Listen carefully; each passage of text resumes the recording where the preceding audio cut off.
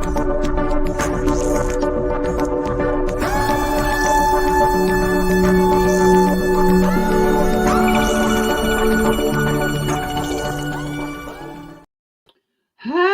oh my God, I'm so late today. I got a new beanie. I don't know if I like it.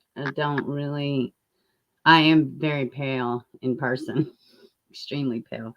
This beanie highlights that. How's everybody doing? Is everybody staying warm out there? What's up? Good day, Tina, Nancy, Miranda. Yeah, I'm running so late today. Hubby was home first part of the day, of course. And the kids are out of school, of course. So everything is behind. Sapito, hello. Janet, hello. All right. So hopefully people will trickle on in. Hello, Lindsay. Hello. Oh, yeah. I guess it's okay. I don't know. It looks better off camera. I will say this, but I don't even know if I like it. I am pale. Perhaps I should start back 10. Tracy, I'm so glad to see you. How you feeling? You're in Florida. Warm? Yeah, it was like 10 degrees this morning. And everything is still covered in snow, but it's going to be like 43 tomorrow. I see all of our government buildings were closed. At least 2 hours late. What's up, Joanne from England? Hello. What's the weather like over there? Oh, well, I'm glad you're in here with us, Tracy. We have been definitely praying for you. I'm so excited. Well, this stream is a little bit of a double-edged sword. I have some news. Those of y'all that have been with the channel for a while, we have been are following the Maliyah Bass case. Now, Maliyah Bass is a 2-year-old, and you're probably going to hear my dogs barking back there. It's a 2-year-old out of Houston, Texas. She was outside playing. This is the original story. She was outside playing, and her mother went in to get some breakfast. It was early in the morning. She comes right back out, and she's gone. She vanished, right? Yeah, right. Kids don't vanish. We're going to be looking into her case a little bit and catch everybody up. It's bloody freezing there. It's bloody freezing here too. What's up? April, hello. Tracy says she's doing better. She still has pneumonia, but you're doing better today. Well, God. Oh, well, we are praying for you, Tracy, and hopefully you'll be off the oxygen soon. I don't know, guys. This hat is not only like, it's so hot. My brain may melt. It's very much for winter weather. I don't know if it's streaming. It fits for streaming weather, though. It's a little warm. Yes, please hit the thumbs up. Or don't. Either way. Sapito, I don't know if I said hello to you. I think I did. But so we're going to be going over Maliyah Bass. There has been an update. An enraging update. Nothing's final just quite yet, though. So let's look at Maliyah Bass's case for those of y'all that do not know. And there's a playlist in the description. Oh God, I was all over that case. So let me see. Let me just see what I want to watch. Let's see. I wonder let me see if I can find the first one. I guess this is the first one.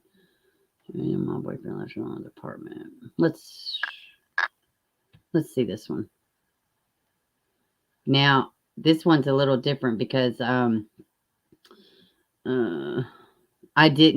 was new. I'd only had my channel for a while. I do have a lot of views on this one, but I'm a lot more with it now than I used to be. I don't even know what's in this one, honestly. Oh, I guess I should play and then hit the 6. And I came across something that came out last night. It is the community's activist, Quanell.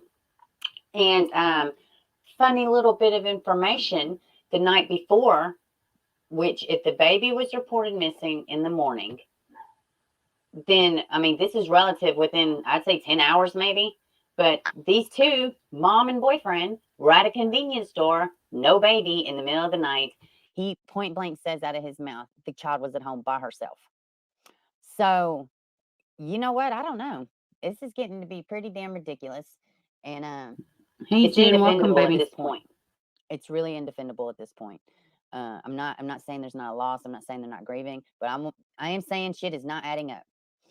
And also in this video, you're going to see the activist, which I think is great. And also the mother. And she says the baby was on an orange float. I somehow missed this initially in covering this story, but here it is. And I just played the whole interview in its entirety because it cuts in and out from the stop. This has got to stop.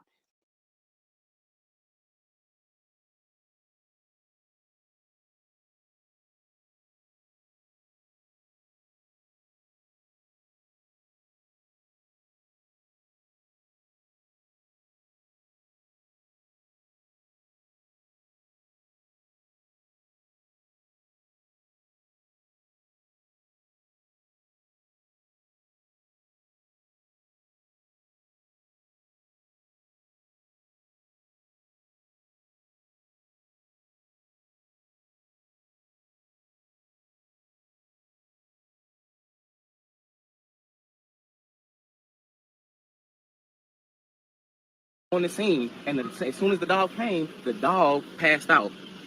Then the helicopter, right after that, the helicopter ran out. Shit, y'all didn't hear nothing. I there was said nobody I was looking. The community did better. So, okay, they are guilty. This is how guilty parents plead for the public. Yeah, I'm sorry. You fucking fearless. You're freaking fearless leader over here, right? So I'm fixing to start using headphones, and then I don't have to worry about this junk. So they were completely guilty. Now, this is while they're looking for her. Police are on the scene.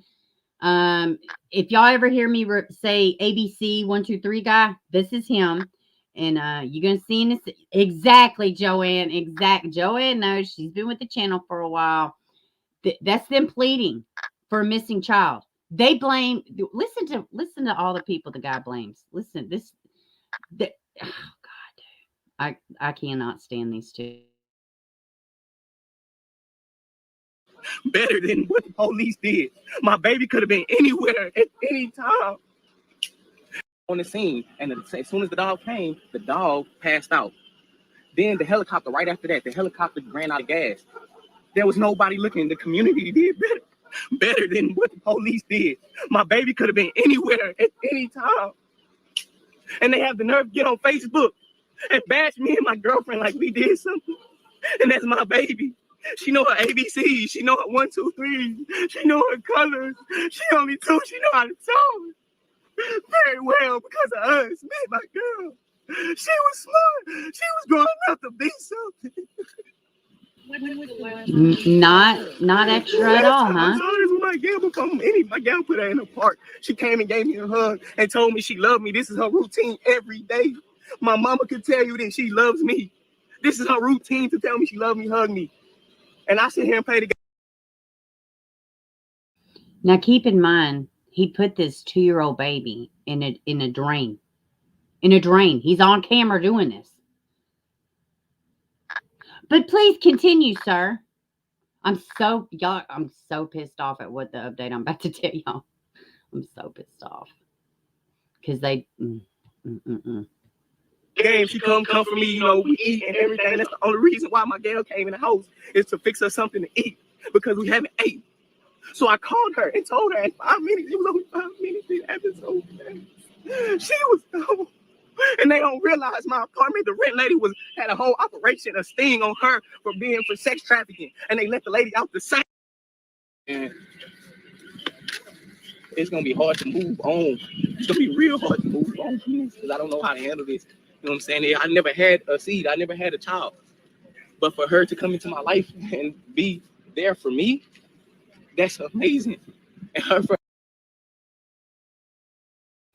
Hey, also keep in mind, this beautiful 2-year-old girl, she's on the thumbnail of this video. She also had a full-grown, working, capable other parent. This is boyfriend, okay? Her dad, Octavius. Go check out Chris Thorne's. I cannot talk about Maliyah Bass without saying Chris Thorns. Chris Thorns was all over this case. He still is. And he has spoken with Octavia several times.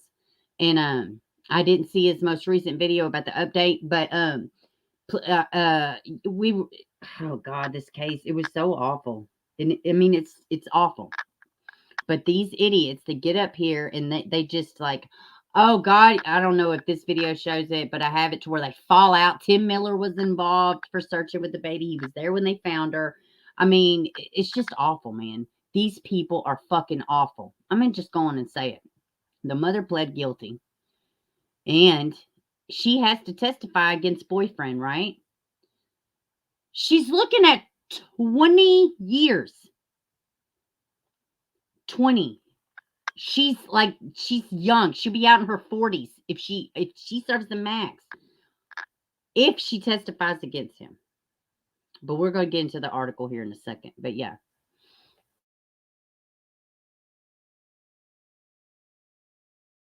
For her to be so advanced at 2 years old, it amazed me even more. That's why I work with my baby every day on her colors, her 1, 2, 3s, ABCs. What's your name? When your I tell her, I say, where's the house? We can walk to the store. I ask her, where's the house? Just so she can know where's the house. How to get back to the house in case anything happens. We are prepared. We was prepared, but if this take a little mistake, we couldn't even stop playing video games or stop whooping her ass. Because I wasn't watching her at that part. I was sitting there playing the game. I should have been out there as a family with my girlfriend and my baby. Her mother told me always to take care of her baby. I failed her mother as a man. So therefore, anybody needs it. Yeah, lady, we're gonna get into forward. it. I'm not expecting you to come forward. Awful. But I know you probably seen us on the news yesterday. So I know you probably was scared. Come forward. Come forward. I don't want it to be nothing else. I just want you to come forward and see it. This piece of Hey shit. guys, it's Beaver. So nothing has came across this past week as far as the law enforcement. The parents have resurfaced in a Facebook Live video because hey, nothing says grieving like a Facebook Live Dude, I video was so to let the fucking whole petty. world know as such. Nothing says memorial like blunts and rosary beads. Maybe I'm being critical, but I would not be on Facebook. I would not be. It's for attention.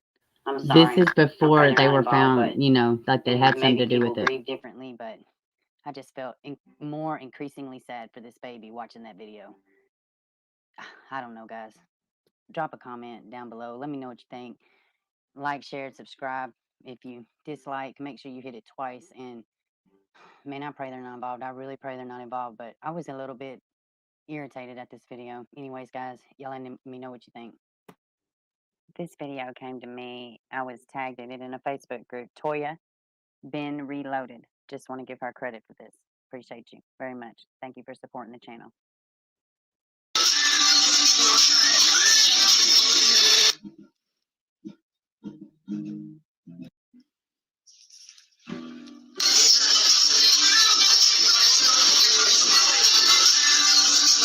Yeah, this is them partying.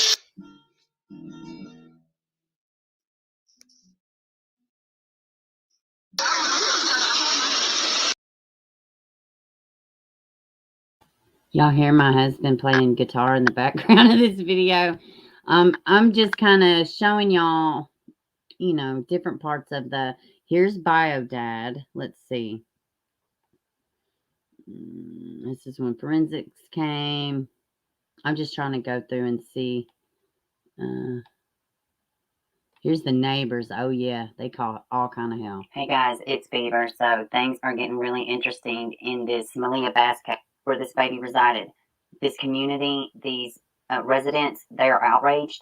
And I got to say, the footage inside the apartment complex, like looking around there, this baby should not have been by herself for one split second. It is completely appalling, excuse me. And as you're going to see in this video, these neighbors, yeah, Nancy, they're it's been outraged. a while, honey. And the parents are not speaking. Apparently, the boyfriend, he can't say anything now. I feel like the walls are closing in on them, and at best, and I'm going to say it, it is extremely neglectful. And charges should be filed. If they do find somebody else, who is responsible for this. And I pray the parents were not involved. You know, you never want to hear that. But they It's bad were. enough when it happens. But if it ain't at the hands of somebody close to her, they should be charged with some type of neglect, some kind of serious neglect. There's too many of these cases, and it's. So the reason I keep saying that they should be, like in this portion, that they should have been charged with at least neglect, because the original story was mom left her out there in this damn playground in the middle of a giant apartment complex by herself at 2 years old, in first thing in the morning. Like, of course. So, and these cases do happen all the time, to where these kids are left by themselves. You can't leave your child. You can't even leave your kid in the car to run that damn store to get gas. So what makes you think in a secured car? What makes you think you can leave a damn child in a wide open apartment complex? So off the rip, these parents should be getting charged for some shit, man. And I felt it then, and I felt it now. They just so happened to be the perpetrators and did take this girl's life. But even at the time, when you just left her in the playground, no, your ass needs to be charged with neglect. Ugh. Still shitty, dude. It's not like it's an accident. It's not a human error. It is, you know, I don't ever want to be bashful or, you know, bashing the grieving parents or things like that. But at the same time, man, come on. Look at this baby. She deserves so much more, man. Prayers for the family. And y'all take a look at what is going on right now around this community shook. Y'all have a good one. We're going to be seeking justice for Miss Maliyah Bass. I prayed and prayed and prayed that she was okay. But then when they found out that her body was out there, it really broke my heart for real, because we was out here since 8 in the morning looking for her. So how would you just let that happen? Go let her play in this park, go in the house, and you see that quit right there? Welcome. We're just going over an old case. And you with see a that new board update. right there? That was over the window. So inspection, that's a safety hazard. If anything did happen to her, if she came outside, how would she even see her?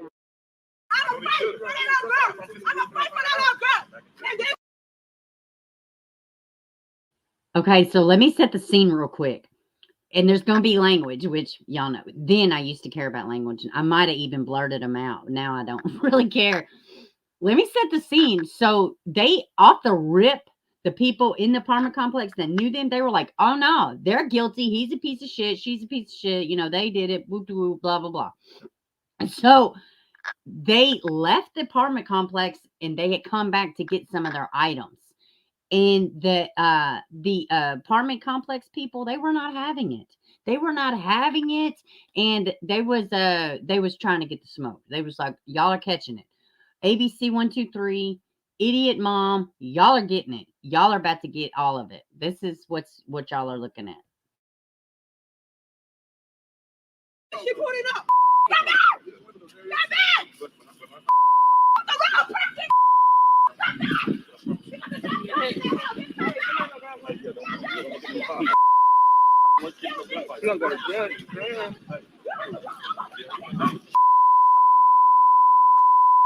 Can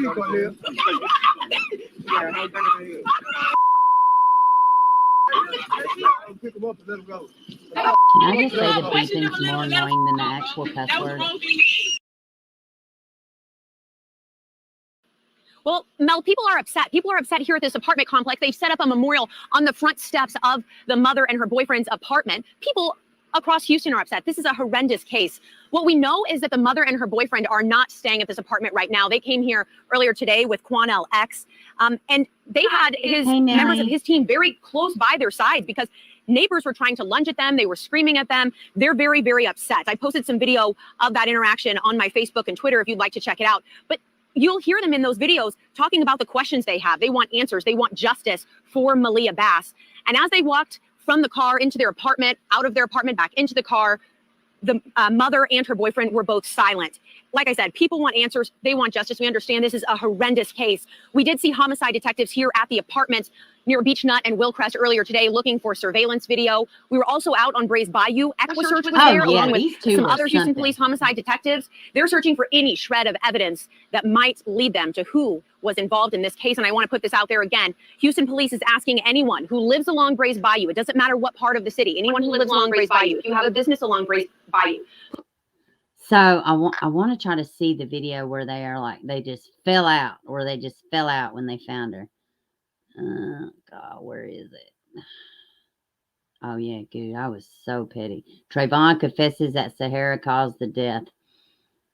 Where is the one? Yeah, I was petty. I drew devil horns on them, a clown nose and face on him. Yeah. Well, I gotta have it. Let me see. Yeah, I want to show y'all the one where they find her. Let me see, where is it at? Let me see. Because I even did. Let me see. Hey guys, it's Hold on, let me just scroll through here and see. Let me see if this is it. Yeah. Hold on. Is this the one where she falls out too? Yeah, they said they suspect foul play. This is him. Look at how cute she is. Look at this baby. Look at how precious this baby is. It's awful. I mean, real quick, I want to see. Let's see. I want to show y'all the video where the mom is when they find her.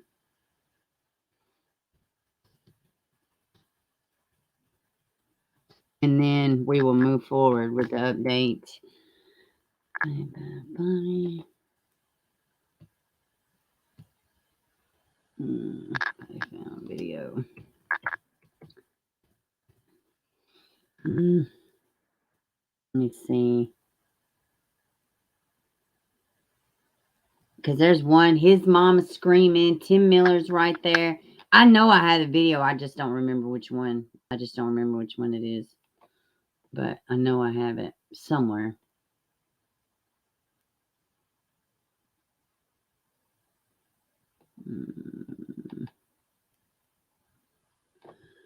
Let me see.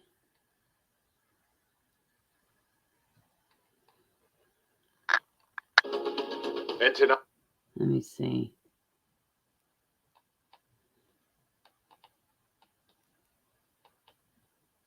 This one has her father and Tim Miller. Yeah, let me pull this one up. Oh, hold on. Let me get back to y'all. I can't see y'all right now. Hold on a second. We'll play this one, and then, you know, maybe another day I'll have it set up. Okay, let's play this one, and then we'll move on to the update. Yeah, they didn't care, which, you know, that hat, it jacked my hair up. Like, I don't even know what's going on. This is me, just me. What's that one saying? It's me, it's me.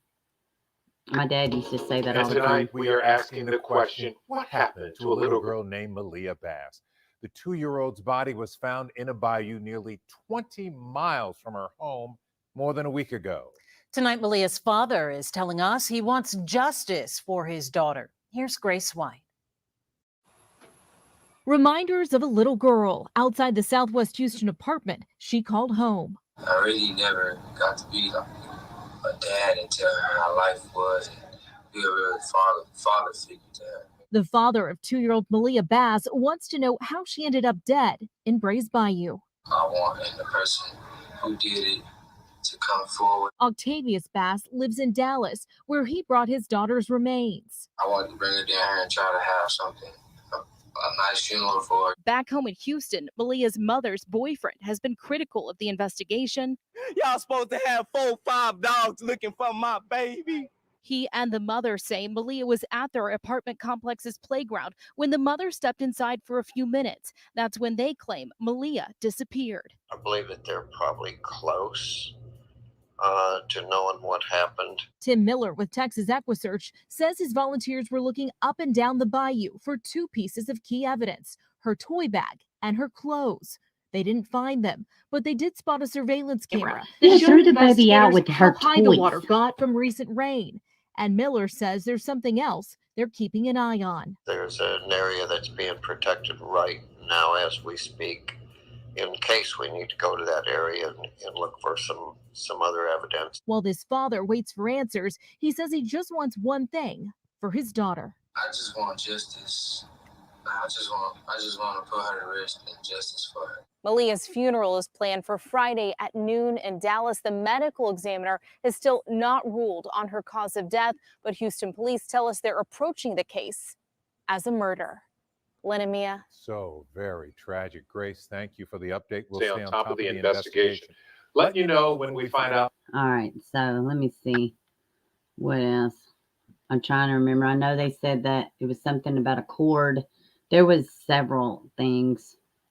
So let me hop back over here to y'all and stop sharing. Let me show you the updates. I'm looking a little sick today. I feel great though. Okay, let me see. All right, guys. So this is the update. Mother of Maliyah Bass pleads guilty for her role in 2-year-old's death. The mother of Maliyah Bass, the 2-year-old whose body was found floating in Brays Bayou, has pled guilty in her involvement in her daughter's death. Sahara Irvin, who was photographed smiling in her mugshot. Did y'all catch that? Oh, because nothing says I murdered my 2-year-old like smiling in your mugshot. My petty was on full display for these fools. When arrested more than a year ago, appeared before a judge on Wednesday. The young mother pled guilty to tampering with evidence, tampering with the human corpse, and injury to a child. According to court documents, as part of her plea agreement, Irvin will testify against her boyfriend, Travion Thompson, ABC 123 Idiots, for the role he played in the toddler's death. If she follows through with the agreement, she will face up to 20 years in prison. If not, Irvin could face a life sentence. So listen, and they may say it down below, but I wonder if they had to get Octavius, the biological father. I certainly hope they asked what he thought about this, because they generally talk to the family first before they offer this kind of pleas. And when things were coming out, once, they knew that they were guilty and they have him on surveillance, he says openly, like she did it. He was just covering. So from my understanding, she beat her to death because she wouldn't stop crying. She left her naked in a closet. She was beaten with a hairbrush and a cord of some type. This is what came out. So her testifying against him or not, if he's accessory, which he didn't do anything, he didn't interfere, he didn't do anything. It kind of seems to me like maybe she's trying to blame the actual murder on him.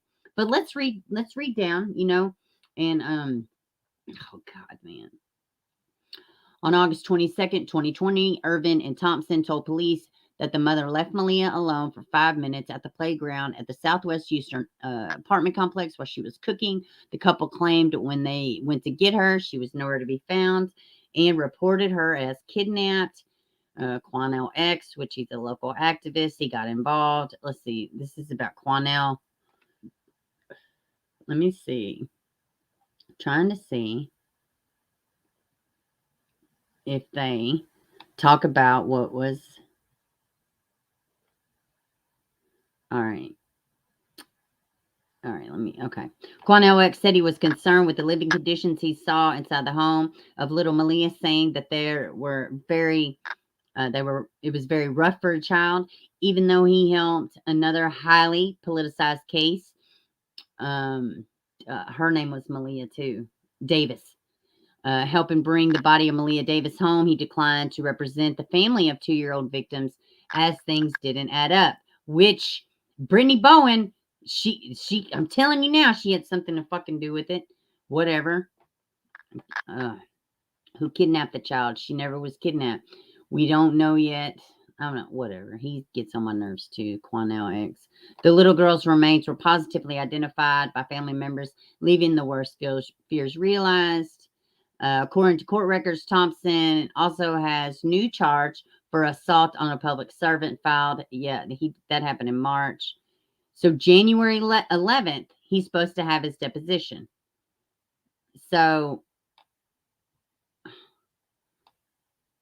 let me see. Let me get back here to y'all, and then yeah, okay. So does it appear to y'all like they're trying to, hey, Light, the mother is a monster, selfish? Yeah. So it does seem to me, does it seem to y'all like they're trying to blame Tavion now? Because to me, it seems like they're trying to shift blame to Tavion for the actual murder. What do y'all think? He makes me sick too, Nelly Bug. Both of them do. Because all kind of stuff come out. And the baby had markings. I mean, to me, that's what it looks like. Let me look at something real quick. That's what it looks like to me. I'm not going to, I know we got other stuff to talk about, and we have a guest coming on to talk about West Memphis 3. I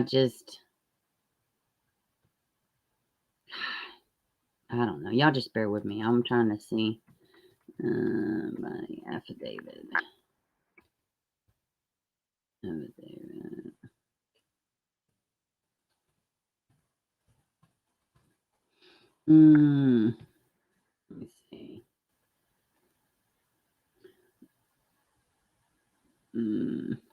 Let me see. Y'all just give me 1 second. I'm trying to find.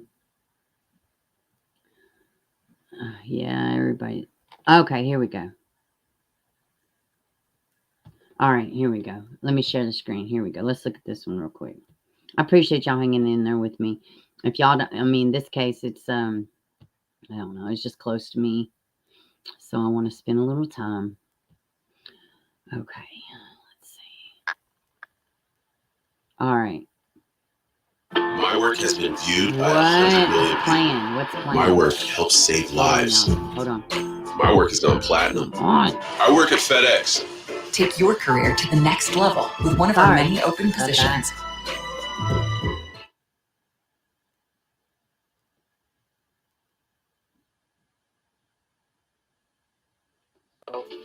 We're learning more about the death of 2-year-old Maliyah Bass. This after the child's mother and her mother's boyfriend are now in custody in connection to her death. As Anayeli Ruiz reports, only her mother's boyfriend appeared in court overnight. It was supposed to be the first court appearance for 20-year-old Sahara Irvin and her boyfriend, 21-year-old Travion Thompson. Both were arrested last night and were charged with tampering with evidence and injuring a child. The body of 2-year-old Maliyah Bass was found in Brays Bayou back on August 23rd. A jogger found the little girl just one day after her mother reported her missing. The child's mother claimed she had left Maliyah alone for about 5 minutes in the courtyard play area of a 100% like apartment complex. That's where I'm at. 20 years though. Hearing due to medical reasons, but Thompson was in court. Court documents say Irvin struck the 2-year-old with a blunt object, and they say that Thompson failed to protect Maliyah from her mother. The defendant and her boyfriend, the co-defendant, injured and killed the 2-year-old complainant. After the complainant's death, the defendant and the co-defendant put her body in a sewer drain where it floated into the bayou and was discovered by a citizen. Thompson has 2 bonds totaling $150,000. Irvin has 2 bonds totaling at $175,000. If she sets bail, the judge has ordered her to get floated into the bayou and was discovered blunt object, and they say that Thompson failed the girl just one day after her mother reported her missing. The child's mother claimed she had left Maliyah alone for about 5 minutes in the courtyard play area of a Southwest Houston apartment complex. Irvin was not at this probable cause hearing due to medical reasons, but Thompson was in court. Court documents say Irvin struck the 2-year-old with a blunt object, and they say that Thompson failed to protect Maliyah from her mother. The defendant and her boyfriend, the co-defendant, injured and killed the 2-year-old complainant. After the complainant's death, the defendant and the co-defendant put her body in a sewer drain where it floated into the bayou and was discovered by a citizen. Thompson has 2 bonds totaling $150,000. Irvin has 2 bonds totaling at $175,000. If she sets bail, the judge has ordered her to get a GPS monitor and has set a curfew from 10 p.m. until 8 a.m. The couple is scheduled to appear in court tomorrow at 9 a.m. Anayeli Ruiz, KHOU 11 News.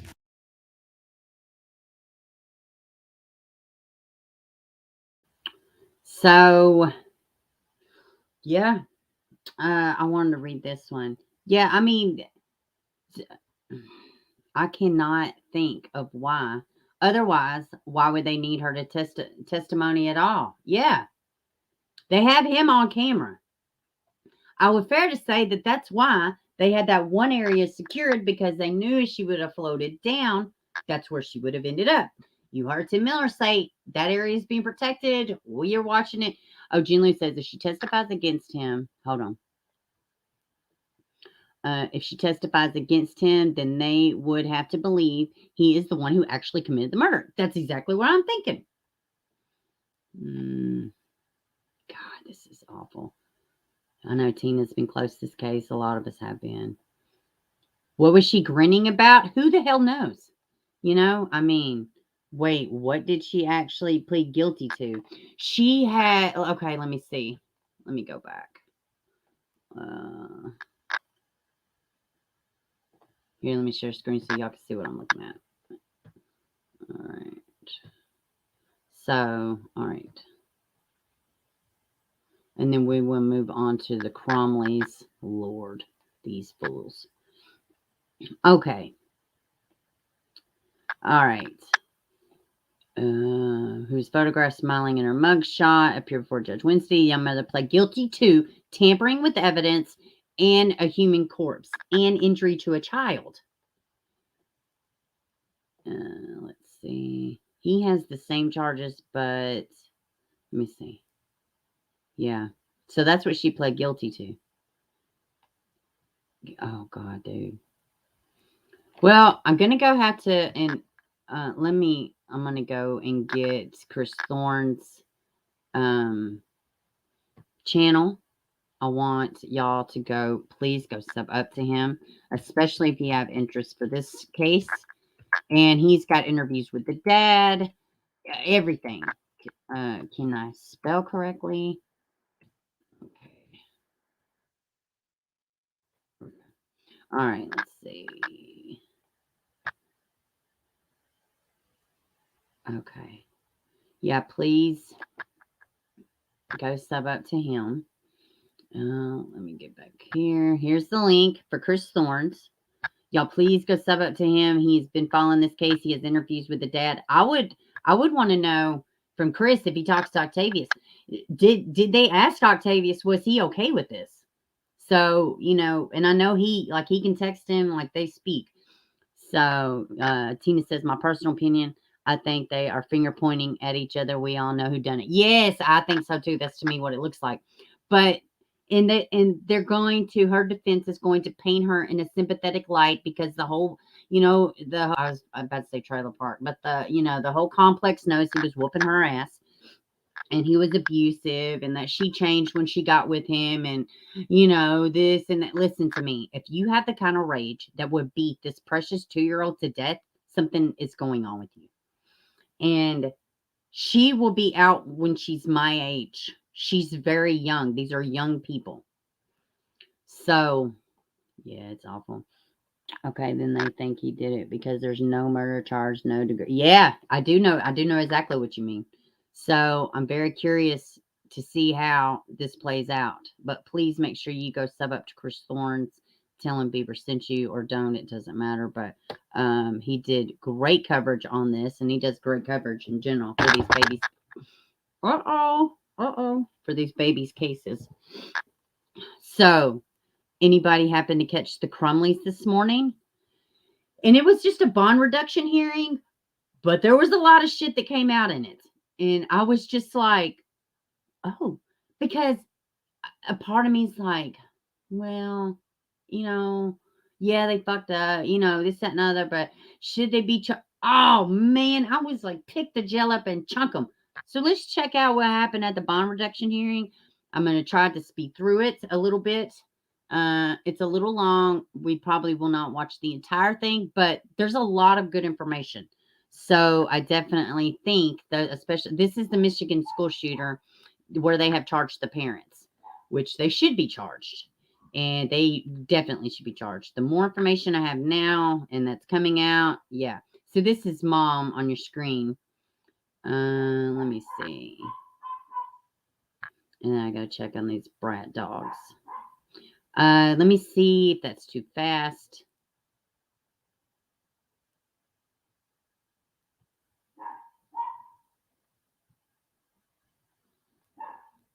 Hold on. The criteria for determining an appropriate bond. Jail and are appearing by Zoom, as are their attorneys and the prosecutor. And 106F provides the criteria.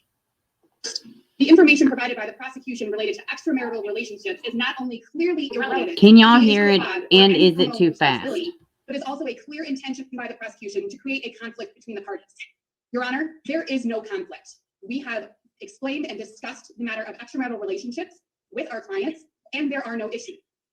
Finally, any evidence or information of the search warrant and use of that information. Further, Your Honor, the prosecution cites People versus Head 323 Mich. App 520. Prosecution references an incident and filed our motion after we received discovery because there had been a change in circumstances. As we noted in our motion, the prosecution has changed its position, and some of Ms. McDonald. Your Honor, you're on mute. Listen to this Right, Lynn, I assume shit. your argument as it relates to both defendants, is that correct? That's correct, Your Honor. Okay, any response from the prosecutor's office, and who is responding? Yes, Your Honor, I am going to address the issue of flight with regard to bond decisions. Mr. Peace is going to outline the facts of the case. And of course, we absolutely object that we have changed positions, but I'm going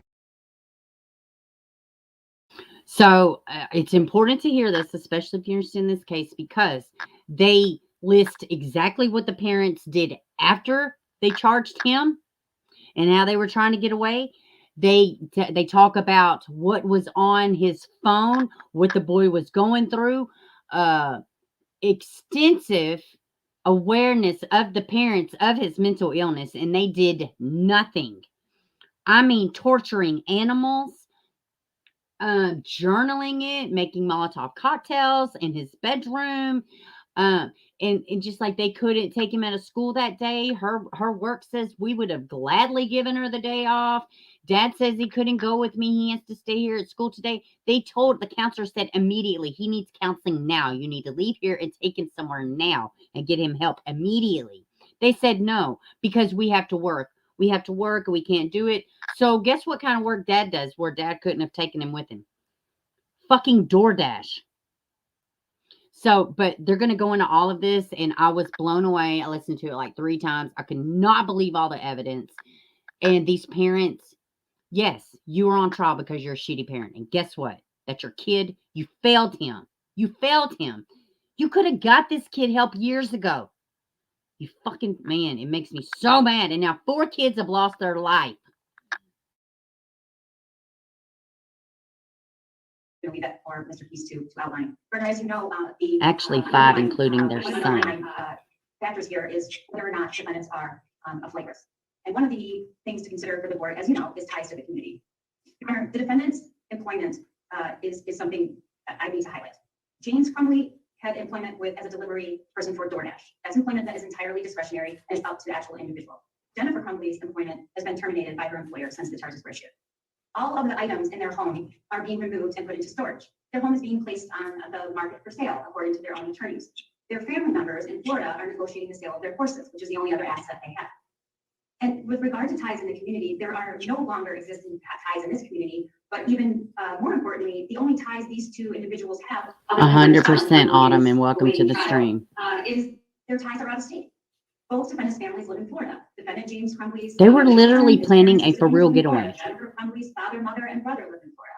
These family members all have been supporting and handling their affairs. These are some of the same family members who've been arranging their items placed in storage, the sale of their horses, and putting their home up for sale. Finally, with regard to flight, we need to talk about and address what Jennifer and James Crumbley did on November 30th, just hours after their son murdered children in a school. You're gonna fall out. On November 30th at 4:42, defendant Jennifer Crumbley texted the contact she needed to sell her horses staff. Upon information and belief of charges against their bank accounts, they drove to appear and stay the night in a hotel. At some point on this date, they also purchased a total of 4 cell phones, 2 of which were duplicate numbers, which were provided to law enforcement, and 2 additional ones were numbers that they did not provide to law enforcement. At an unknown time on that day, additionally, they drained their son's bank account, transferring $3,000 into their own account, leaving him with a balance of 99 cents. On December 1st, at around 9 a.m., they checked into a local hotel in Oakland County within miles from your court, Your Honor. At 11:23, more contacts were discussed about the sale of the horses for $5,000. On December 2nd, at 9 a.m., a withdrawal of $2,000 was made from their bank account. Text messages and testimony will reveal that the Crumbleys expected to be criminally charged the next day. On December 3rd, at 9:30 in the morning, they checked out of that hotel. Before leaving, they abandoned their second car in a back parking lot with the plate facing back. At 10:05, Jennifer Crumbley responded to a text about finalizing the sale of the horses and indicated that they were awaiting charges announced at 12 o'clock. At approximately 10 o'clock, she called Andre Sikora and said they needed someplace to sit while decisions were made. They had nowhere else to go. At 9:16, they withdrew an additional $4,000 in cash from their bank account. They then drove to a location at 1111 Bellevue, Detroit. At 12 Guys, this shit's nuts. And charges were announced. But it gets worse. Once they arrived at this building, they never left the premises except once to smoke, and also when James Crumbley moved their car so that the license plate would not be visible. And at approximately 1:30, they told Andre Sikora that they had been charged criminally. At that point, they requested that he leave the the studio and go get provisions for them. They asked for vodka, orange juice, and socks. He also secured a mattress and bedding for them. Not to speak to my son who is, facing, life in prison as an adult for murders. No, we need vodka. We need vodka. We're doing it. We're selling our house. We're selling our horses. We're having all of our outside family handling our business. No, we are doing it. They robbed his bank account. The boy, I can't even believe the kid had a savings account, but he did. But it didn't matter. It didn't matter. Fuck what he needs. It doesn't matter. They acted in this getaway the same way they acted while they were out on the streets being this boy's parents, self-centered and self-consumed. They can't fucking be bothered with what he's doing. What is that Pearl Jam song, Jeremy? They couldn't wear him. They couldn't handle him. They couldn't do shit with him. This is it.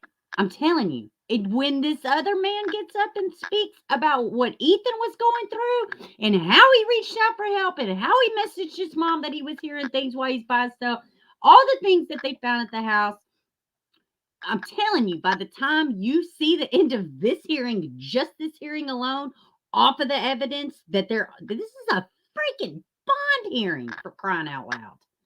You are going to be, I believe, if you feel like me, you're going to be convinced these parents need to be under the jail. And they completely failed this kid.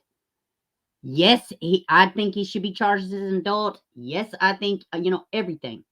But at the heart of it, he's a child. He's still a child. And who knows, 2 years ago, or whenever things started getting bad, if they would have put him somewhere immediately, you wouldn't have been the first parents to ever have to put your child in a facility to get him better. A lot of us have. Because it's the best for the child.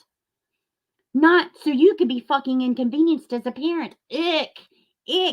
What would he do if he had cancer? What would you do if he had cancer? What would you do if he had autism? He had mental illness. He screamed from the fucking rooftops damn near to these parents, man. And Autumn, you're right. They knew every bit of it. I'm telling you, it's At 10:47 p.m., opposing counsel texted to the fugitive apprehensive team that we will get them in. They wouldn't have paid us what they paid if they planned to run. At 10:50, officers were dispatched to that location. Once inside in the art studio, they remained in the locked doors, even after multiple law enforcement officials entered the building and announced loudly and repetitively, police. They remained behind the locked door, crouched by a mattress on the floor. Once they were taken into custody, They possessed Jennifer's social security card, a dozen or more than a dozen credit cards and gift cards, 4 cell phones, $6,600 in cash. And 2 of those cell phones were trapped burner phones, and one they had smashed in an attempt to destroy it. Remember, these are not the actions of individuals who wanted to turn themselves in. They had knowledge of the pending charges based on their text messages. And what did? They didn't go across the street. There was a police station across the street from their hotel. There was nothing that was preventing them from staying right there. They didn't go to the court. They didn't turn themselves in. They fled to another county, and nothing prevented them from staying in Oakland County. Once they left the county, they went to an undisclosed industrial site where they tried to conceal their presence. And once the charges were issued and they were informed, they asked the court to purchase bedding for them along with vodka and orange juice and other food items. Their phones they possessed were unknown numbers to law enforcement, and they purposely concealed themselves and their car. Even up until the last moment, they didn't open the door. They remained behind a closed door, crouched on the corner, and they were apprehended with $6,600 of cash and 10 credit cards. They were are at probably serious finishing risk off of the life, vodka. And we urge you to deny their motion. Mr. Peace will address the issues of likelihood of conviction. Thank you. Thank you, Your Honor. Oh, just wait. You're going to find out, Have Nelly. alleged that we can't prove our case.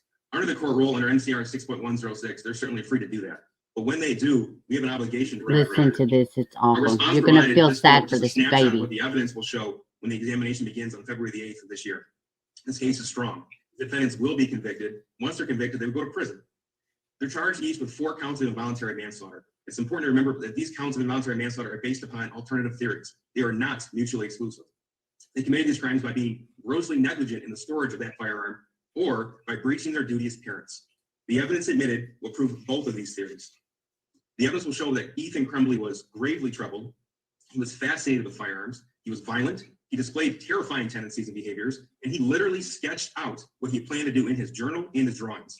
Even a cursory review of the forensic examination of the cell phone seized showed that the negligence on the part of these defendants and their failure to perform the duties of their parents far precedes November the 30th.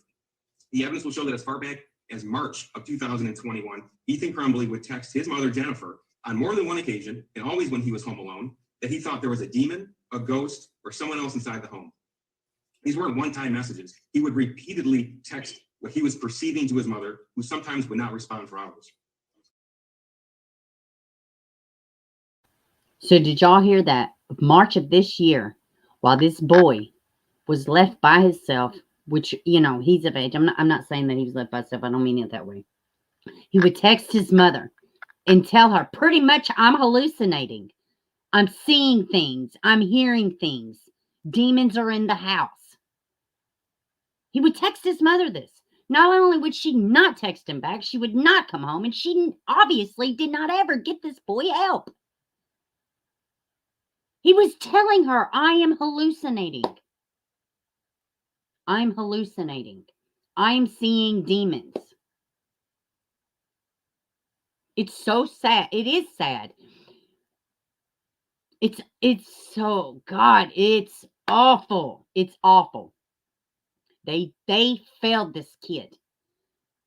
It's no wonder why he went and did what he did. And it gets worse, y'all.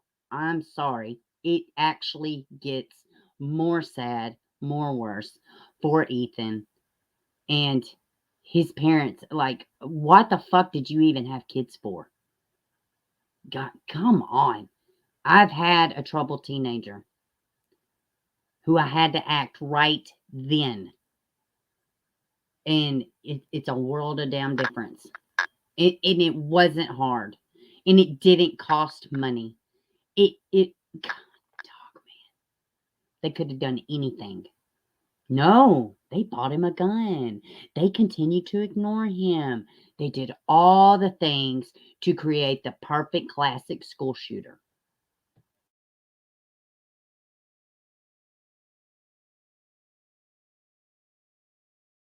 Show that Ethan Crumbley was gravely troubled. He was fascinated with firearms. He was violent. He displayed terrifying tendencies and behaviors, and he literally sketched out what he planned to do in his journal and his drawings. Even a cursory review of the forensic examination of the cell phone seized showed that the negligence on the part of these defendants and their failure to perform the duties of their parents far precedes November the 30th. The evidence will show that as far back as March of 2021, Ethan Crumbley would text his mother, Jennifer, on more than one occasion, and always when he was home alone, that he thought there was a demon, a ghost, or someone else inside the home. These weren't one-time messages. He would repeatedly text what he was perceiving to his mother, who sometimes would not respond for hours. The evidence recovered from Ethan Crumbley's phone shows that in May of 2021, he was torturing and killing animals. He did this at the family home. He filmed himself doing it. That film was on his phone. Not only did he film those actions, but he kept the severed head from a bird that he had tortured and mutilated in a jar in his room for 6 months. The evidence recovered thus far shows that Ethan Crumbley was creating Molotov cocktails at the family residence as well. That phone extraction also revealed that he searched school shootings and firearms so often on his phone that he received spam advertisements regarding his mental well-being and firearms. We have found that Ethan Crumbley was also fascinated with guns and Nazi propaganda. He purchased a Nazi coin from Amazon and kept it in plain view in his bedroom. A notebook recovered from the family home was recovered. It appeared to have been shared by all members of the household as it depicted Nazi symbols on one page and a grocery list on the other. He would regularly ask his parents when he could go shooting, and he bragged about how he'd been asking for a 9mm handgun. A second notebook found, not hidden, but in plain view in the family home, depicted and also revealed that he searched school shootings and firearms so often on his phone that he received spam advertisements regarding his mental well-being and firearms. That is so sad, man. That is so sad. He purchased a Nazi coin from Amazon and kept it in plain view in his bedroom. A notebook recovered from the family home was recovered. It appeared to have been shared by all members of the household as it depicted Nazi symbols on one page and a grocery list on the other. He would regularly ask his parents when he could go shooting, and he bragged about how he'd been asking for a 9mm handgun.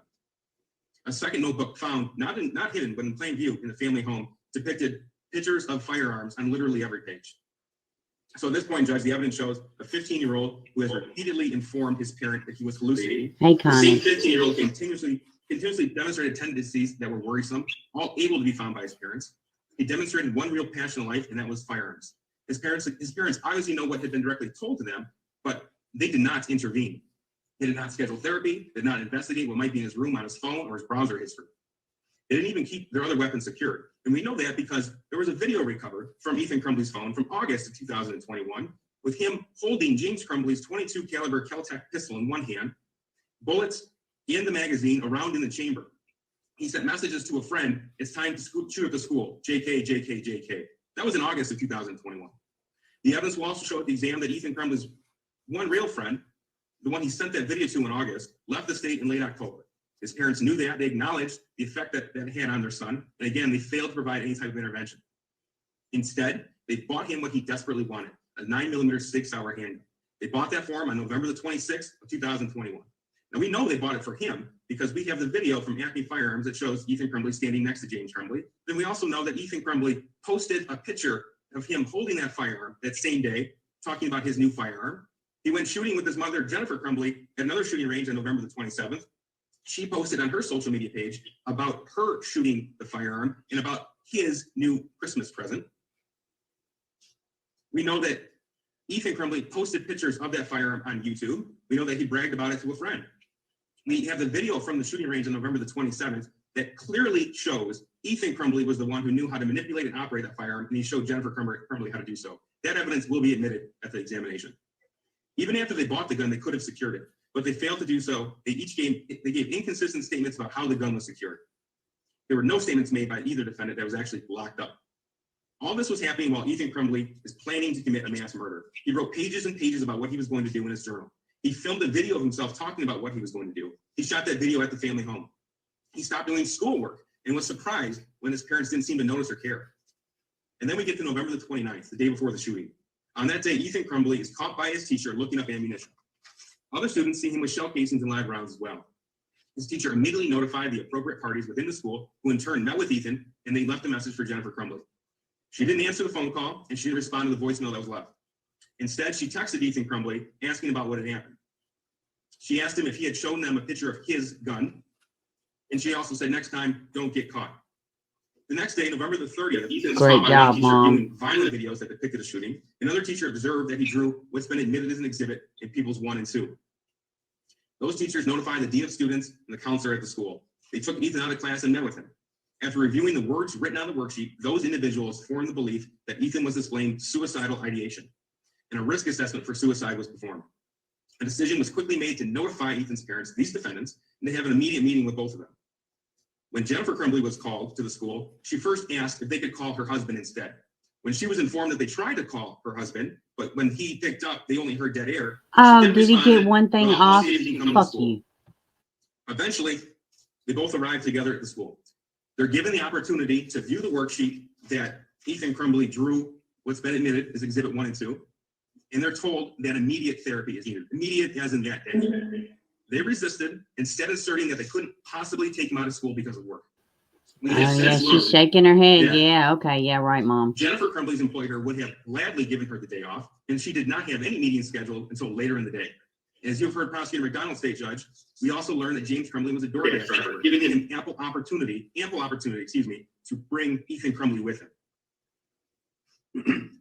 When they were given the drawing, neither one of them bothered to mention that the gun drawn by Ethan bore a striking resemblance to the gun they bought. Right, Jen? They never bothered to mention they didn't keep that gun in a gun safe, locked and secured. They also never bothered to mention that Ethan had displayed any of the troubling behavior that I had outlined. Instead, they said they couldn't take him. So when I was listening to this earlier, I wasn't watching. I had my headphones on. I didn't realize that these parents were like shaking their head. No, it didn't happen that way. So maybe her boss said, hey, you can't take off work. But do you think any job would be important to me if it meant my kid committing suicide or harming somebody? Did y'all hear the part where he said the child journaled torturing animals and had a bird head in a jar in his room? Visible. Molotov cocktails he was making in his own bedroom. Listen, I'm not saying that these parents need a dead bird head. The school's telling you your kid is nuts. Get him help right now. And she, no, it didn't hit. Listen, the evidence is going to be slightly, it's going to go one way or the other, okay? But these are documented in your phone, in his journals, in your house. They went through and recorded everything as the police saw it. And don't forget, the first person to call the police, one of the people, besides the people inside of the school, the first person to call the police was Ethan's dad. I think my son's the school shooter. I think he took my gun to school. That alone to me, hey, fat baby, that alone to me says a lot. And y'all can shake your little heads all you want to. You had a getaway plan. You did everything wrong.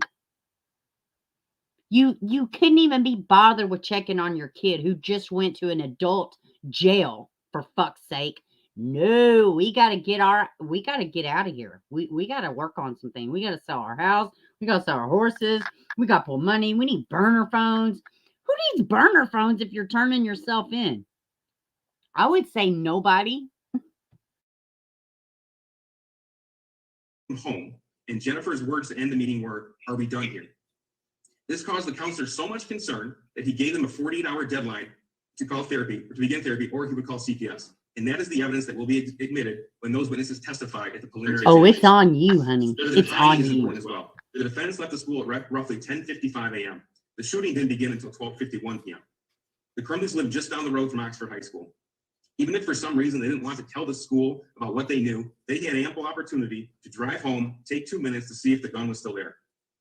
They failed to do so. But when news of the shooting broke, each of them quickly concluded that their son was the one responsible. James went to his house and called 911, telling dispatcher that the gun was missing and his son might have done it. Jennifer texted Ethan and said, "Don't do it." She also texted a coworker that the gun was missing, and she was concerned that Ethan was responsible. Judge, this is a snapshot of the evidence that will be admitted on February the 8th and the ensuing dates for the preliminary examination. Search warrant returns are still coming in. We expect, based upon what we've seen so far, that the additional evidence will be inculpatory as well. I expected the examination to lay out the facts and they give rise to these 4 charges. I expect this court will find probable cause to move this case on. At this juncture, I don't believe there is any reason why this court should amend the bond that was previously set. This court will have every opportunity. So that's it. And they did not get a bond reduction. It is still $500,000 a piece, cash bond. That's it. No 10%. And it should be. For crying out loud, man. I know y'all love the F-bombs, Connie. And some of y'all like them. Some of y'all do not. But yeah, it's so ridiculous. It is just, I was listening to this. I was like, no way. Like, I was in shock. I was like, no way. The kid was telling her, I'm seeing demons. You didn't. And y'all got a nerve. Oh, y'all are shaking your head. Oh, you're so upset. You're so oppressed. You're so outraged. How do you think the parents of the other teenagers that they had to bury, okay, they had to bury them, their children, because y'all didn't do your job? What about the 22 other children that were injured? Two of the girls, like, her life, but one of the girls, like, she's like, oh crap, it shot like through her spine or something. Like, she's jacked up for life. I guess jacked up is not appropriate wording, but I don't exactly have the diagnosis in front of me. But yeah, like, it's over for life. There were sisters. You know, I mean, it's awful, man. It's awful. Oh, you like the F-bombs too? So yeah. So that's what I got on the Crumleys and this Michigan school shooter, if I could speak. I have one article for Harmony, and then we will, and if you're listening, Ward case studies, I sent you the link through your email. Let's look at Harmony, which everybody knows by now. The stepmother was charged with fraud, welfare fraud. So let's take a look at this story. And I don't know if y'all saw the community post, but you know, I was pretty vocal. I was like, no, they saw the abuse. They didn't this, they didn't that. Well, according to the family, now I would like to see, you know, the police are not going to say, yeah, they reported child abuse and we didn't go check it out. That's not going to happen. There's going to, with the CPS and, you know, the parents, the family, everybody involved, there's going to be a certain amount of, you know, blame pushing, especially between the CPS authorities in the foster care, who, you know, I still can't wrap my mind around. He only got 18 months for murder, which was, you know, to run concurrent from a charge unrelated.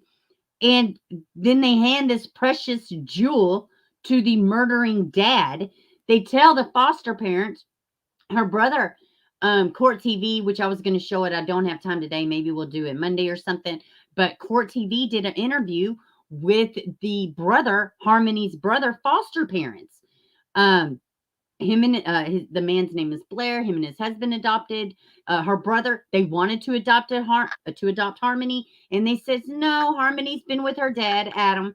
So yeah, man, it's awful what's going on with this case. So, and Thank you. We have some breaking news right now in the case of that missing 7-year-old girl in New Hampshire. The wife of her father has now been arrested. Kayla Montgomery is charged with welfare fraud, accused of getting food stamps on a family account with Harmony Montgomery's name on it, despite that little girl no longer living with her or the girl's father, Adam Montgomery. Harmony has not been seen in 2 years. Her father is being held without bail, arrested on several charges, including assault. His wife will be in court later on this morning.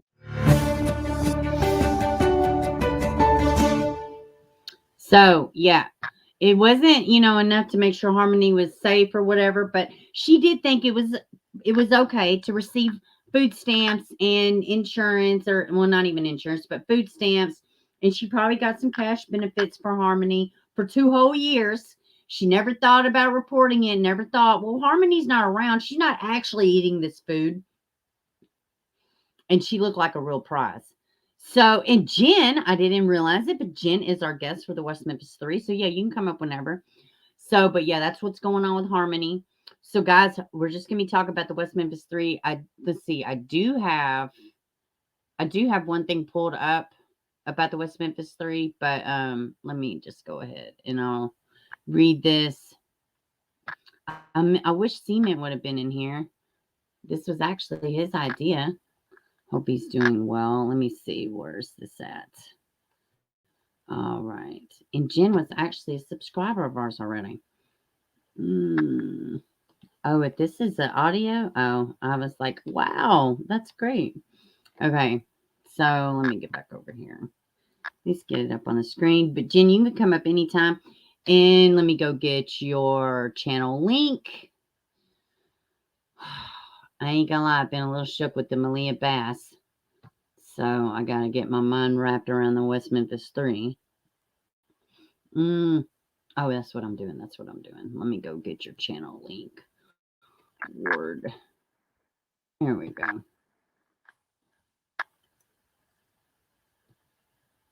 And she does great videos. I just found this channel the other day. She does great videos. Here's her channel link. I'm going to drop it here. And you can come up anytime, Jen. There you are. I see you. All right. There we go. Can you hear me? Yes, I can hear you. Hold on. I think there's an echo. Let me fix it. Okay.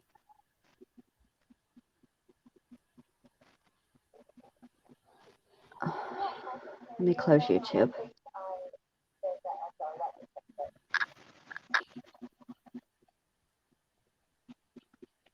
All right. Is that better? Yeah. Yeah. Okay. Good, good, good. Guys, can y'all hear good in the chat? Could have won if y'all can hear good. Just wait a second. I don't even know where to start. I'm so excited, but so how did you come about the West Memphis 3 case? And just, you just talk. Okay, they can hear good. They can hear good. So I'm just gonna let you talk. We don't really have people up very often, so feel free.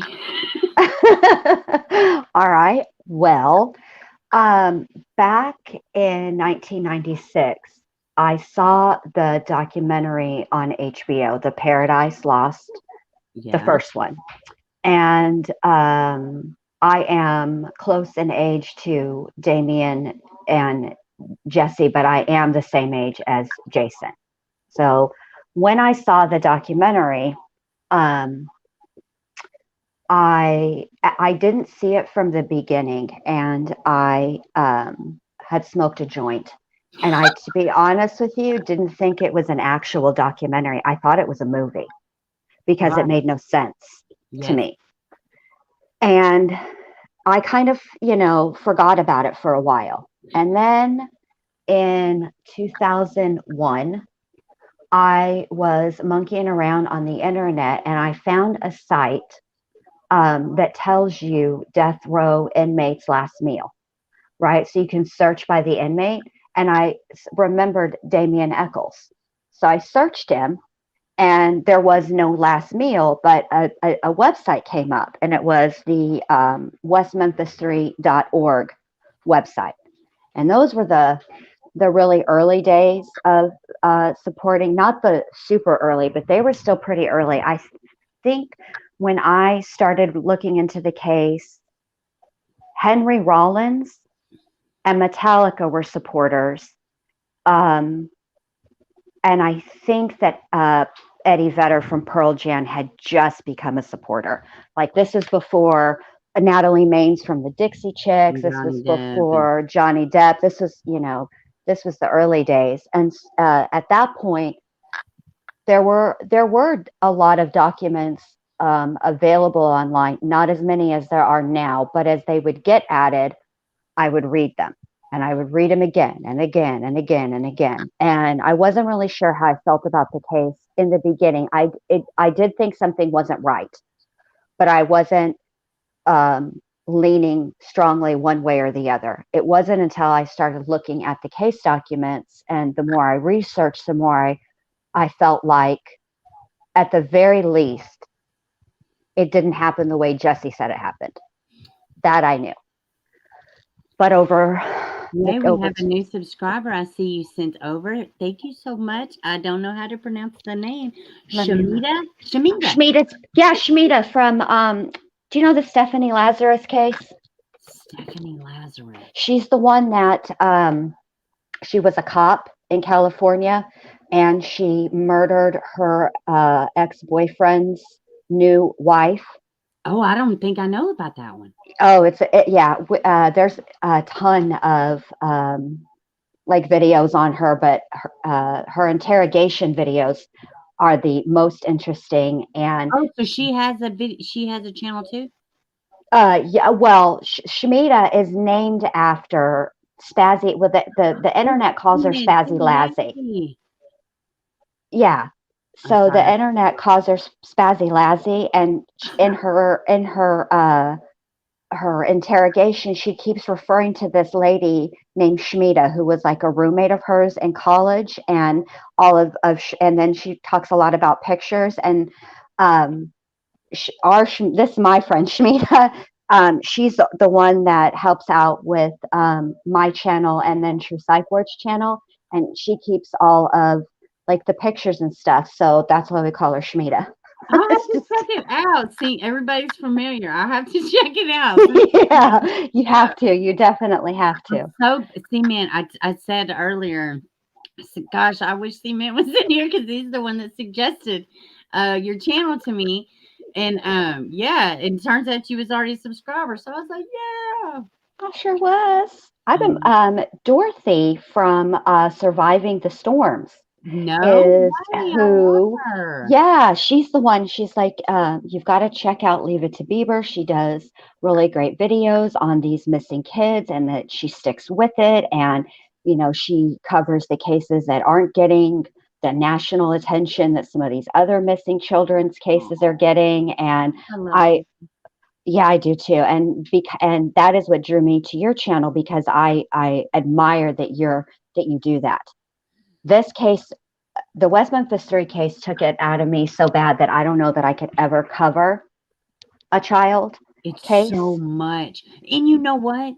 The children in this case probably, I don't want to say more than any, but out of all the cases that are unsolved or, that are in limbo or, whatever the hell's going on with this case, this is the one case where the kids always from day one took a back seat, whether it be from the crazy, step parents or the behavior of this one or the documentary, and the boys get lost, the babies get lost, and they stay lost. Yes.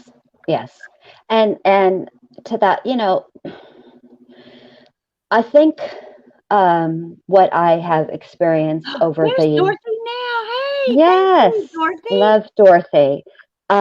What I've experienced over the years following this case, and I used to debate the case on the old Easy Board forums. I don't really debate the case anymore, but yeah, and then like I'm really telling my age. Well, if you know how old Jason is, do the math. I'm like 4 months older than he is. There you go. Right. I'll be 45 at the end of the month. So I'm 42, so. Yeah, so see, I mean, I don't feel 45. I feel like, I don't know, I'm emotionally probably about 14 or 15 on a good day. But Autumn says this case disturbed me. Yes, it happened when I was 13, and I'm telling you, I watched it when I was 13. My mom always loved true crime. Now she's into, reality TV, whatever, whatever. But it's always fascinated me, and I'm telling you, with the first documentary, and there was a long time to where I looked at the case and looked at all the documentaries, and it wasn't until I think the third documentary to where they just started talking about all the support that the guys had.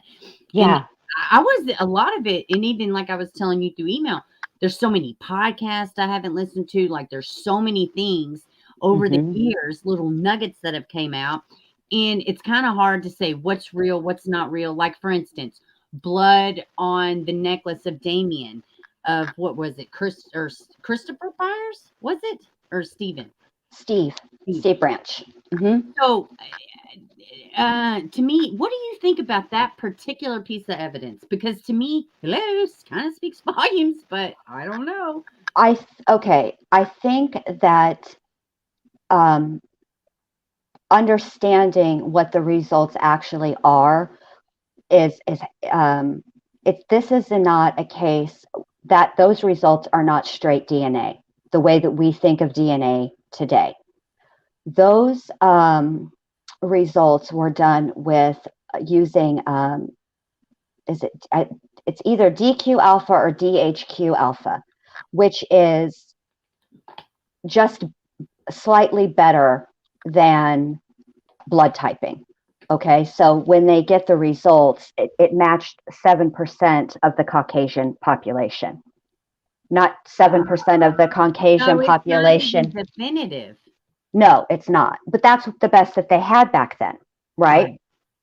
So Blue that's candle wax had me thinking, how did I miss that? What are you talking about? Cement says Dr. Grande and the blue candle wax had me thinking. There's wax involved in this case. okay. So let me explain that. That's true. I looked into this for you, Cement Shoes. I even did a whole episode, but I think it's on one of the days when you weren't feeling good. I was live, but I looked into this for you.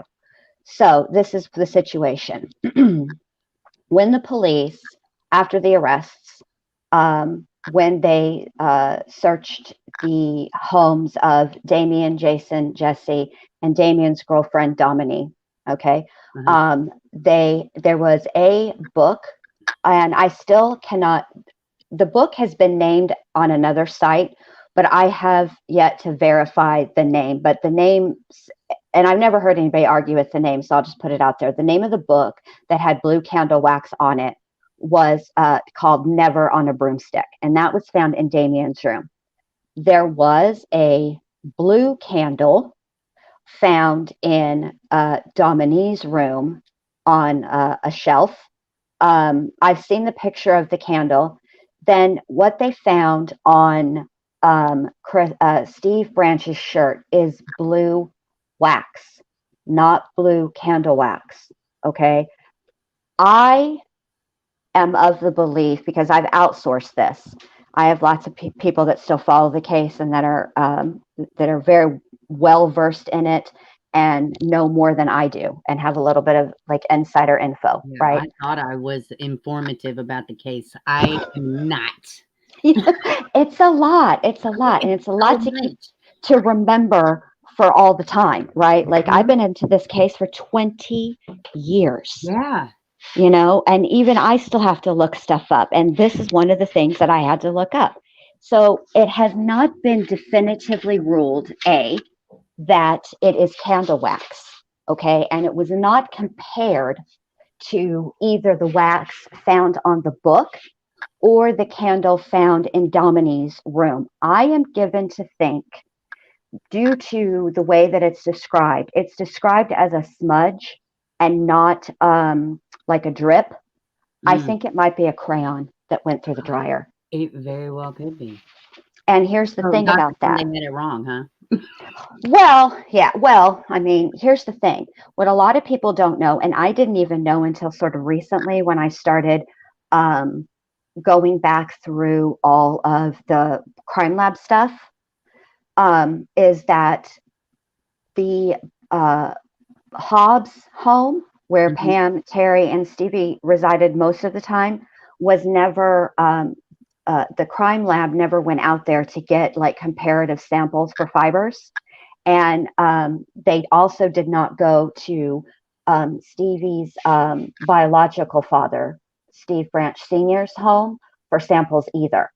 So, and that's a problem in that what you would need to have control fibers, right, in order to compare unknown fibers. You know what I'm saying? Right. So it was, in my opinion, I do think the fiber evidence is interesting, although without samples for comparison being taken from the Hobbs or the Branch home, it's not definitive, and it's, you know, we're missing an element that I think I am curious, had it happened, what the results would have been. So we're it's just talking about the West Memphis 3, Dorothy, and thank you for sending her to my channel. She sure did send me. Hi, Dorothy. Yeah, so it's not like a, you know, super definitive. You know what I'm saying? I mean, fiber evidence is good evidence, but it's not the end all be all. And then when you know the defense began requesting the DNA testing, which started almost immediately, but the first they appealed their convictions immediately. The first request for DNA was back in 2000, and it progressed over the years, and finally in 2007. 2005 is when it started. 2003, 2007 is when the first initial results came out, which were that there was a hair that matched, and it was mitochondrial DNA, and that's important to know too, because mitochondrial DNA isn't the same as nuclear DNA, meaning that it isn't specific to one person. It's specific to a family line on the mother's side, because that's where you get your hair gene from. So it's not, it doesn't exclude 99.999% of the population the way that DNA does. So, but it did match Terry Hobbs. And then there were two other hairs recovered at the crime scene on a tree root that matched David Jacoby's. And it's interesting and compelling, but it's not enough. His friend, right? David Jacoby, his friend, right?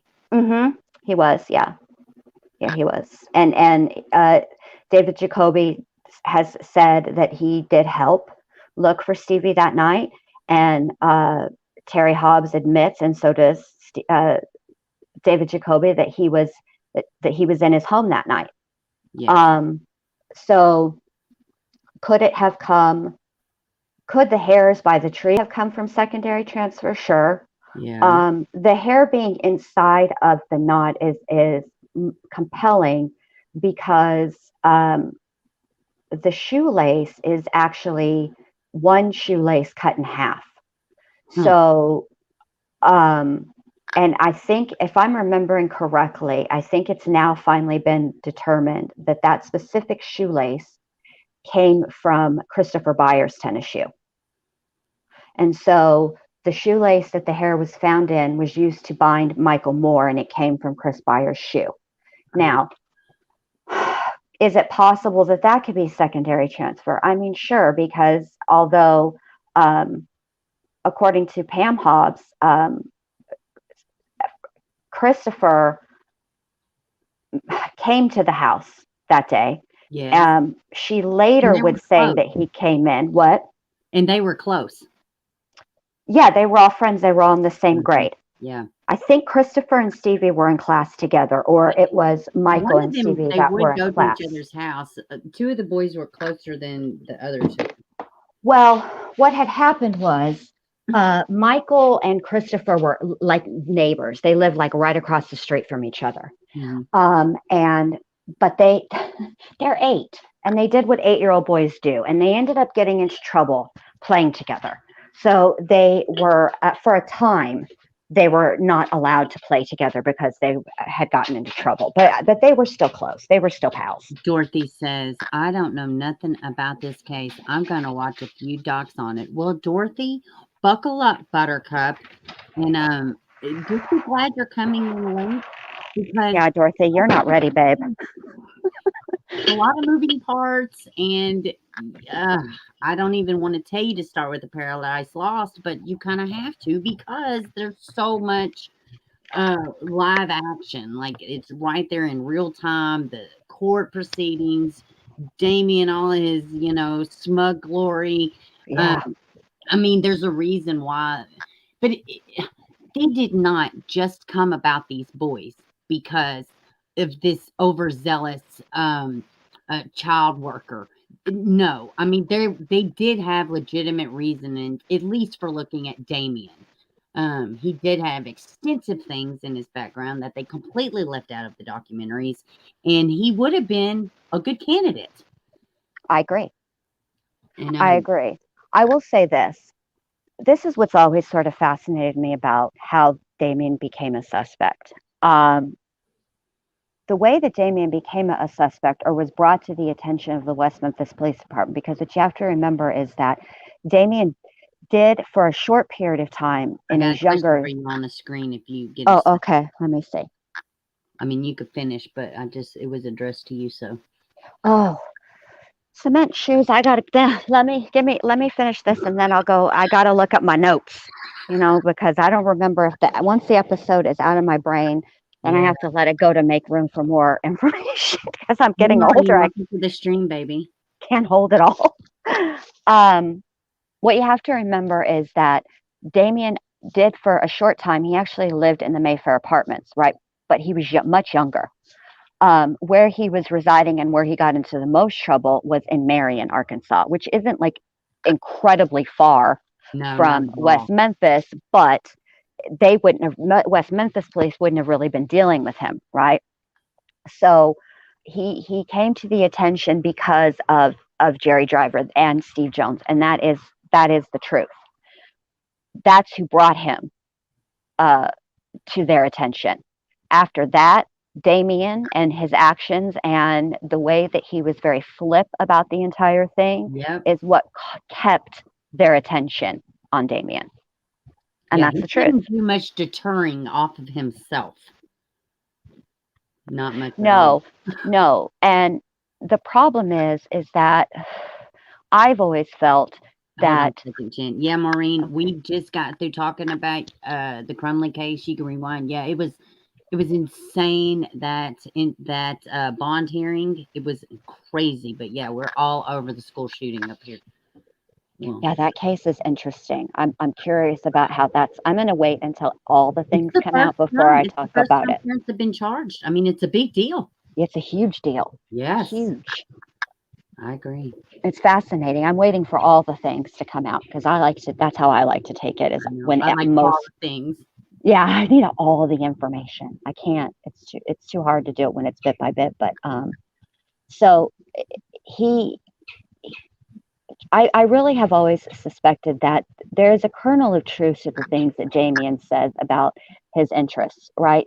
Yes. Then there is a kernel of truth to that. But he teaches his black magic stuff right now online. So he does. He practices ceremonial magic. He does. That's true.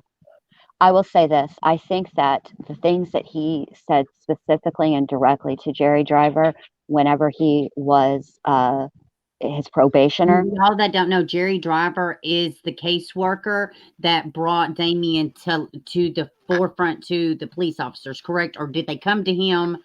No, well, that's kind of a convoluted story. What I can prove for a fact is that, and because this is in the case files and Sudbury mentions it, the day after the bodies were found, which would be May 7th, Steve Jones came to the West Memphis Police Department and they had a conversation, and it was whatever Steve Jones said to him. And Sudbury says they were both of the same opinion that this had cult-like overtones. So then the two of them take a trip out to Marion, and that's when they talk to Damien for the first time, which is on the 7th.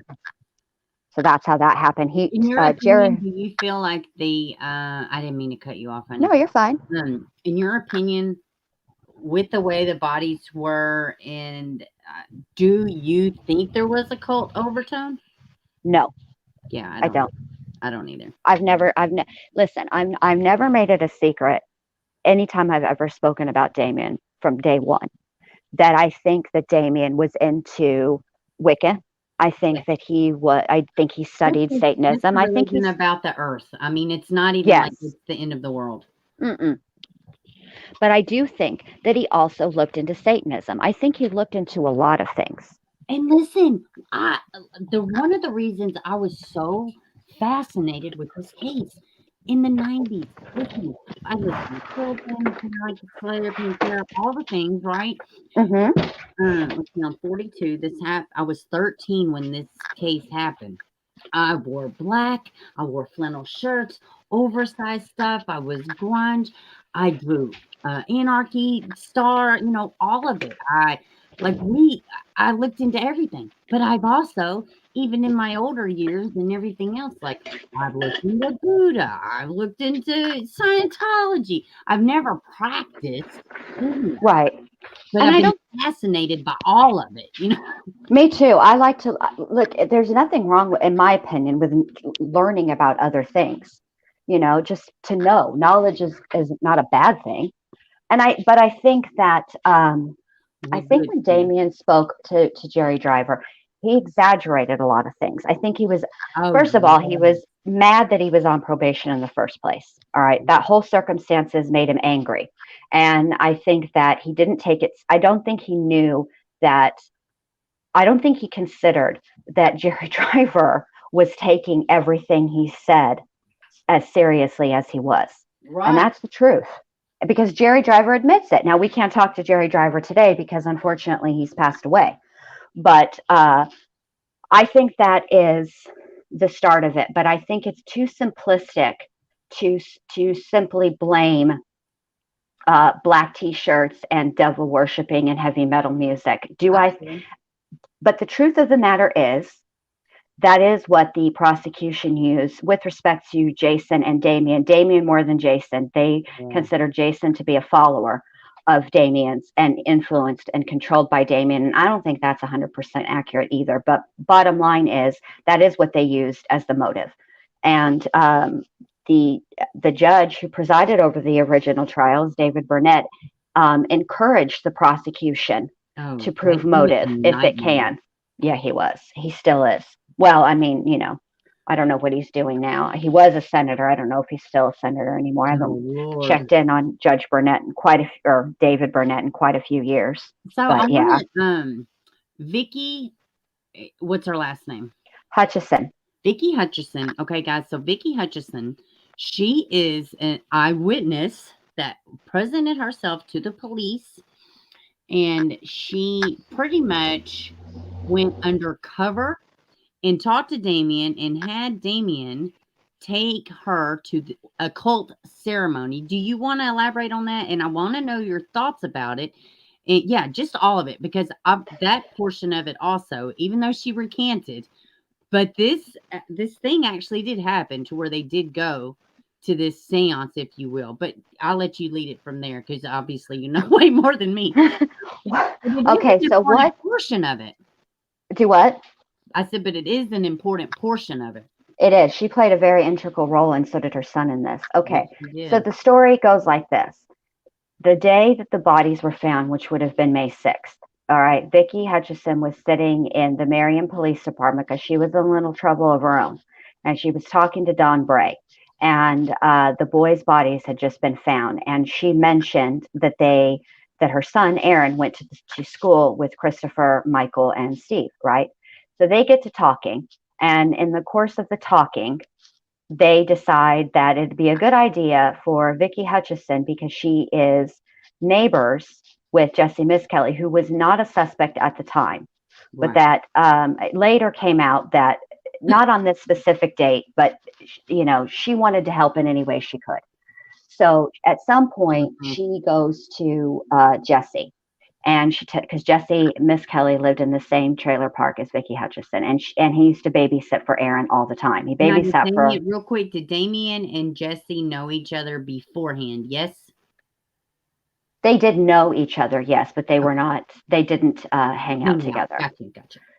Damien didn't have a lot of patience for Jesse, and they had a falling.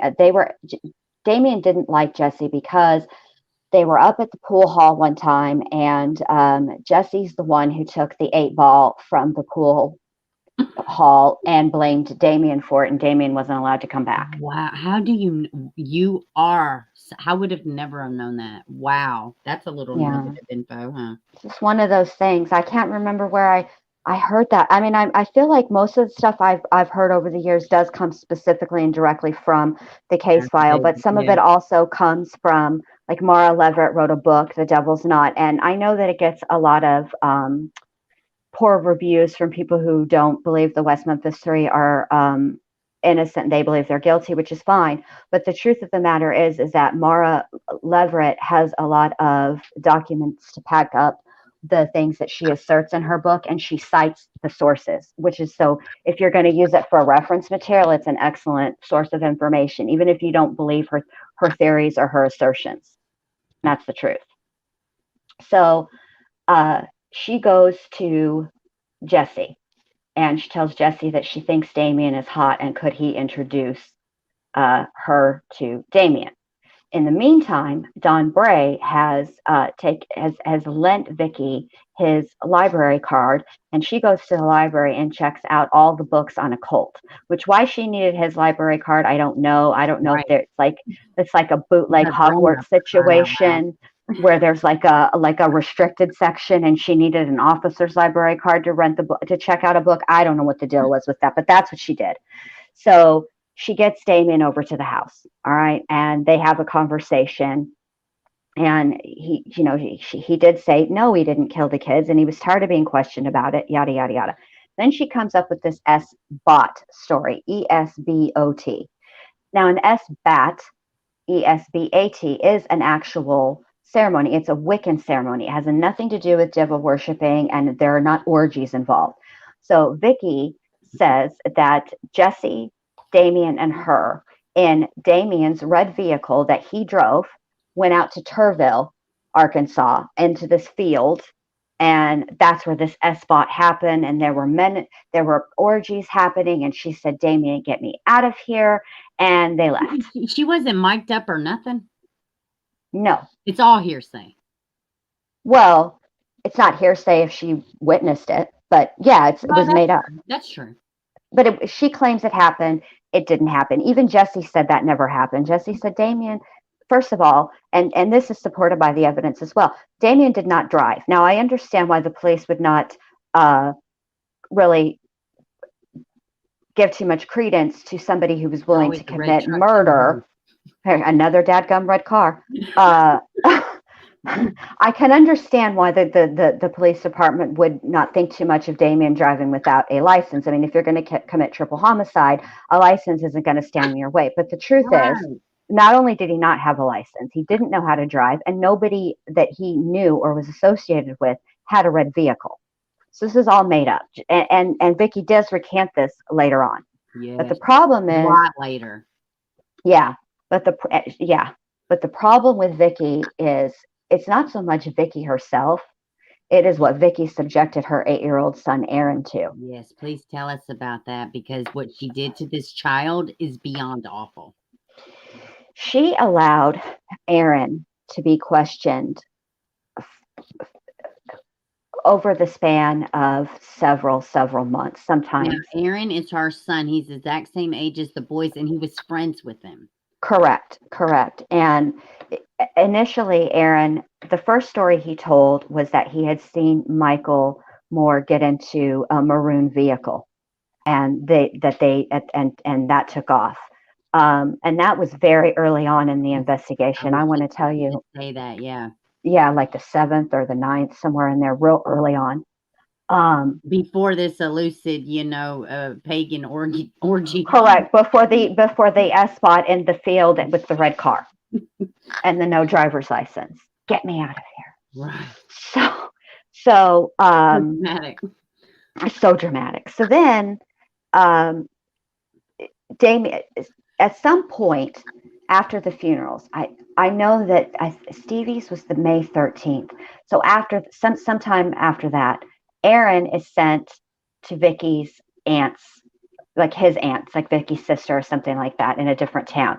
And that's when Vicky starts really trying to have Damien over and whatnot. Now, Vicky's version is that he was jealous and he was very into her and yada, yada, yada. She recanted all that. None of that was true.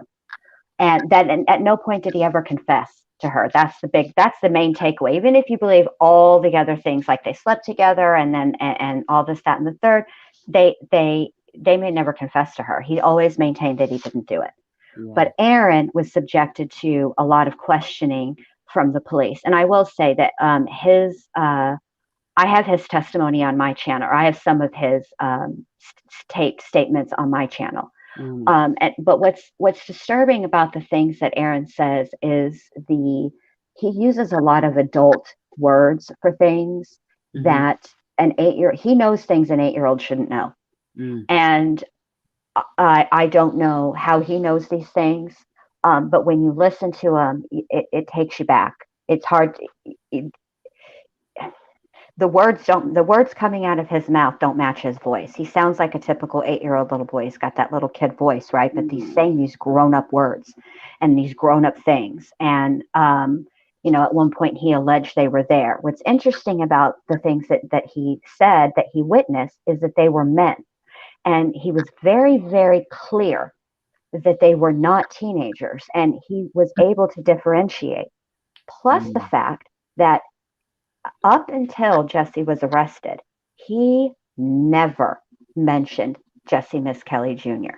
And Aaron would know Jesse. They lived near each other. And the day before the murders on May 4th, Jesse spent the night at Vicky Hutchison's house. So these people, Aaron was familiar. Yeah, Well, yeah, and guys, I was listening. I want to also say and you can correct me, parts of them wrong, because I have remembered some of it wrong. I have realized since I've been going back through it, I've remembered some of things wrong. But from my understanding, the gust of all of these, all the times he talked to police, he basically, he did say we would go and watch this group of people and they would do these things in the woods. So he kind of painted a tale of them watching them mutilate or torture a dog, kill a dog, have these orgies. So, I mean, that's when she says that he was talking about, these things. Oh, yeah, Maureen, we're all in it. When he talks about these things, it's what she's saying. It's hard. Like, he shouldn't know these terminologies. Like, he shouldn't be able to speak this way, Right. He's using the correct anatomical words, and he's using the correct description of acts. But again, who he witnessed, he always says men. And I remember very distinctly Detective Ridge asking him, well, how do you know? Who do you know that is a man, and who do you know that is like a teenager? And Aaron got it right. He was very, very, very clear. Listen, his stories were crazy. And the fact, I think the reason that Ridge listened to him and believed him is because he did use such grown-up language. Yeah. And I think it kind of shocked Ridge. I don't think Ridge was really prepared to hear the things that he was saying coming out of that 8-year-old little boy's mouth, to be perfectly honest with you. Well, and I think that's, sometimes, like with my kids when they were little or whatever, we would have words that we would call private parts, but I would also tell them the appropriate words, because more than likely an adult is going to use the word that they know to use. So, I mean, and also I would imagine, and that's if you watch a video on how to talk to your child about sex abuse or, stranger danger and all that, they will tell you these things in addition to scream in a weird way or, just different things that you could teach your kids.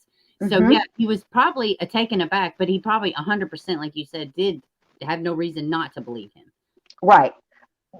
Except some of the stuff that Aaron said happened, it just defies logic. Honestly, it doesn't even sound reasonable. But they kept entertaining it, and Vicky kept allowing Aaron to be interviewed, and he would go. He spoke as if he was a witness to the murders, and to be frank, that's probably, in my opinion, the single most damaging thing that occurred to Aaron is because how much therapy did he go through? I don't know whatever has happened to poor Aaron Hutchinson after all these years, bless his little heart. But and that's another thing. So some of the stuff that Aaron was talking about isn't the truth of the matter. Is he didn't say anything that was unknown to investigators, meaning he didn't have any actual details. The things that he was repeating, a lot of them were things that he could have very easily heard sitting in a living room with the news on. Right. So, I don't know at what point they decided enough is. I think that the prosecutors tried to talk to him, and they realized he wouldn't make a good witness or something. Sorry, go ahead. Well, yeah, that, and the mom was batshit crazy. She was a drug addict, and they seen early on, wait, she's not dealing with a full deck. But I think at that point, it was balls to the walls at the police, and they were like, "This is it. We got to commit to this at some point." Just the way the trial is, I go back with my fully adult brain. Well, not fully, but I go back for the most part, as adult as we can be. For the most part, I look and I'm like, wow. I mean, it very much does seem like a witch hunt, especially for poor Jesse, not Jesse, but Jason. I've always Man. felt so bad for Jason. I've always screamed from the rooftops he's innocent. Now, something else too. Miss Kelly, I don't know if I heard it in your podcast. Where did I hear it? It might have been Captain. If you haven't checked out the Captain, his channel, amazing content on the West Memphis 3. But he was, I don't even know where I heard it. But Jesse's IQ is not as low as people say it is. Correct. As a matter of fact, it's pretty much average to a normal person. Am I correct with that? Yeah. Yeah, I think it's like 74, 75, somewhere in there. So look, I was thinking 73, but yeah, Jesse Miss Kelly Jr. is not going to be I'm getting from it. Memphis, Maureen. I'm from Memphis. Yeah. He's not going to be getting an invitation to Mensa anytime soon, and that's just the truth. Right. And but he wasn't like severely mentally ill, like they said. Like this above confession, this, that, and other. Have you ever heard that he originally led the police to the correct spot the first time? Did you ever hear that? No. See, this is what's interesting. I've never heard that. Now, what I have heard is that after Jesse was tried and convicted, he did tell the officers that transported him from the courthouse to the jail that he did it. And he mentioned this Evan Williams whiskey bottle. And that was where Jesse said it would be. The neck of the bottle was. But I just, this is one of the last things that I just talked about the other night.